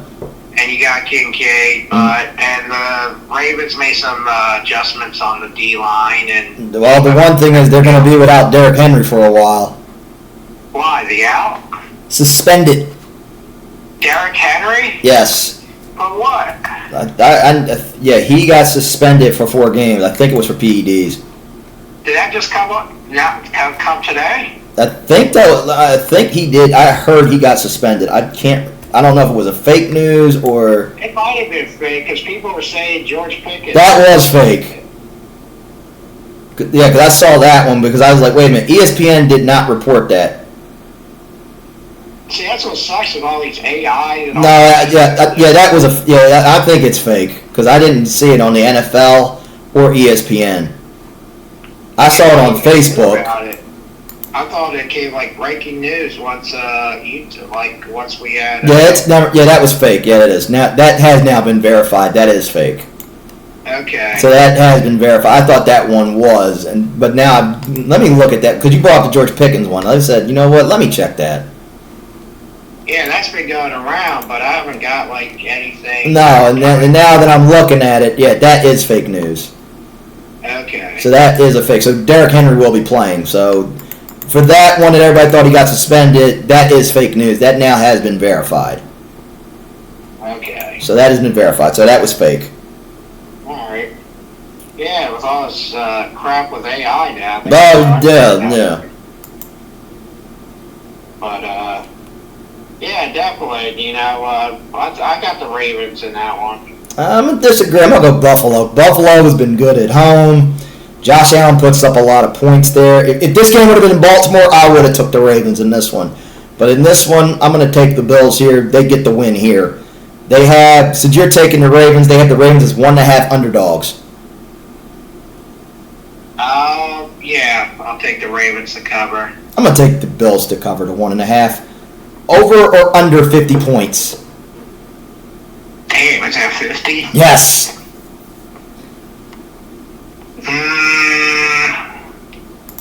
I'll go over. You gonna take the over? I'll take the over on that one too. And now the main event of Monday Night Football: the Vikings and the Bears. Oh my! The Vikings and the Bears. Yes. I gotta go with the Bears. Okay. You know, all this hype about the Bears last year kind of was a letdown. Yeah. So I think Swift's going to have a good game. Mm-hmm. Not Taylor. Yeah, the right Swift that I want to watch. Exactly. I think because when he was with Ben Johnson and Detroit, he used Swift a lot. Yeah, he did. Was good. The Bears have something to prove Mm-hmm. that Williams isn't a bust since he had a shitty year last year. Yeah. Well, he had a bad coach. It was Eberflus. He wasn't that good of a coach. Well, he's an idiot. No. But yeah, the Bears have something to prove. I know Minnesota has something to prove. It'll be a good game, either way. But I think the Bears will take the edge here just because Jordan Addison suspended. Oh wait, they got Adam Thielen. Yeah, you got Adam Thielen. You still have Justin Jefferson. You still have Aaron Jones. Are they in Minnesota or Chicago? Chi-Town. Oh. You know what? I'm gonna change. I'm gonna go with the Vikings. Okay. Yeah, just because they got Thielen that can take Addison's spot, and McCarthy wants to prove that he isn't a fluke and can actually lead a team. I'm gonna go with Minnesota as well too, because the weapons they have. Even though I don't know when I'm gonna get out of J.J. McCarthy yet, but you still have all those weapons with Justin Jefferson, Adam Thielen, T.J. Hawkinson, and also Aaron Jones. So that's why I'm gonna go with Minnesota in this one. Yes, I agree. They had the Vikings as 1.5 favorites. You taking those points? Yeah, I'll take them. Okay. The same here. I'm gonna take the 1.5 over or under 44 points. I want to say over. I was thinking under in this because this is a rivalry game. I'm going to take the over in this one too. If this was not a rivalry game, there's a possibility I would have took the under. But I know how rivalry games go. Yeah. So I'm going to take the over. Go ahead. Yeah, like, I was thinking for a second there, like, maybe it might go under 43, because the Bears D's good, Minnesota D, and then I'm like, yeah. It's like, I'll go over. Yeah, I'll go over because it's a rivalry. It's a rivalry game too. Yeah. So I'm going to take the over in that one. So before we end, what games should we look forward to? Well, always the NFL kicker Thursday. 2 days away, Eagles, Dallas. Yep. That's the one, the game that we were talking about not too long ago. Yep. The Bills, the Ravens. That's a good one. Hell, Minnesota, Chicago is a good one. Yeah, that is, yeah.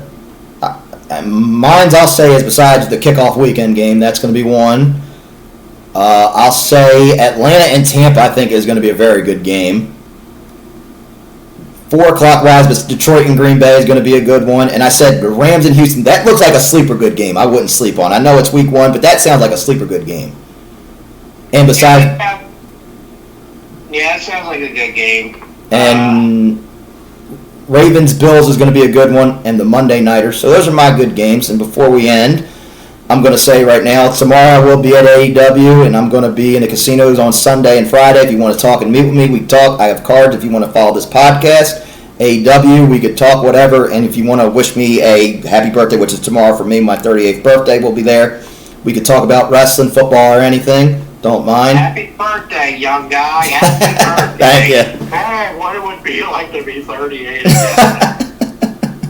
Yeah, I made it that far. I said, hey, I made it this far. Man, No one's put a bullet in me yet. I don't think anybody would. Yeah, I know that, but I just go to lineup from King of the Hill was Gribble. No one's killed you yet.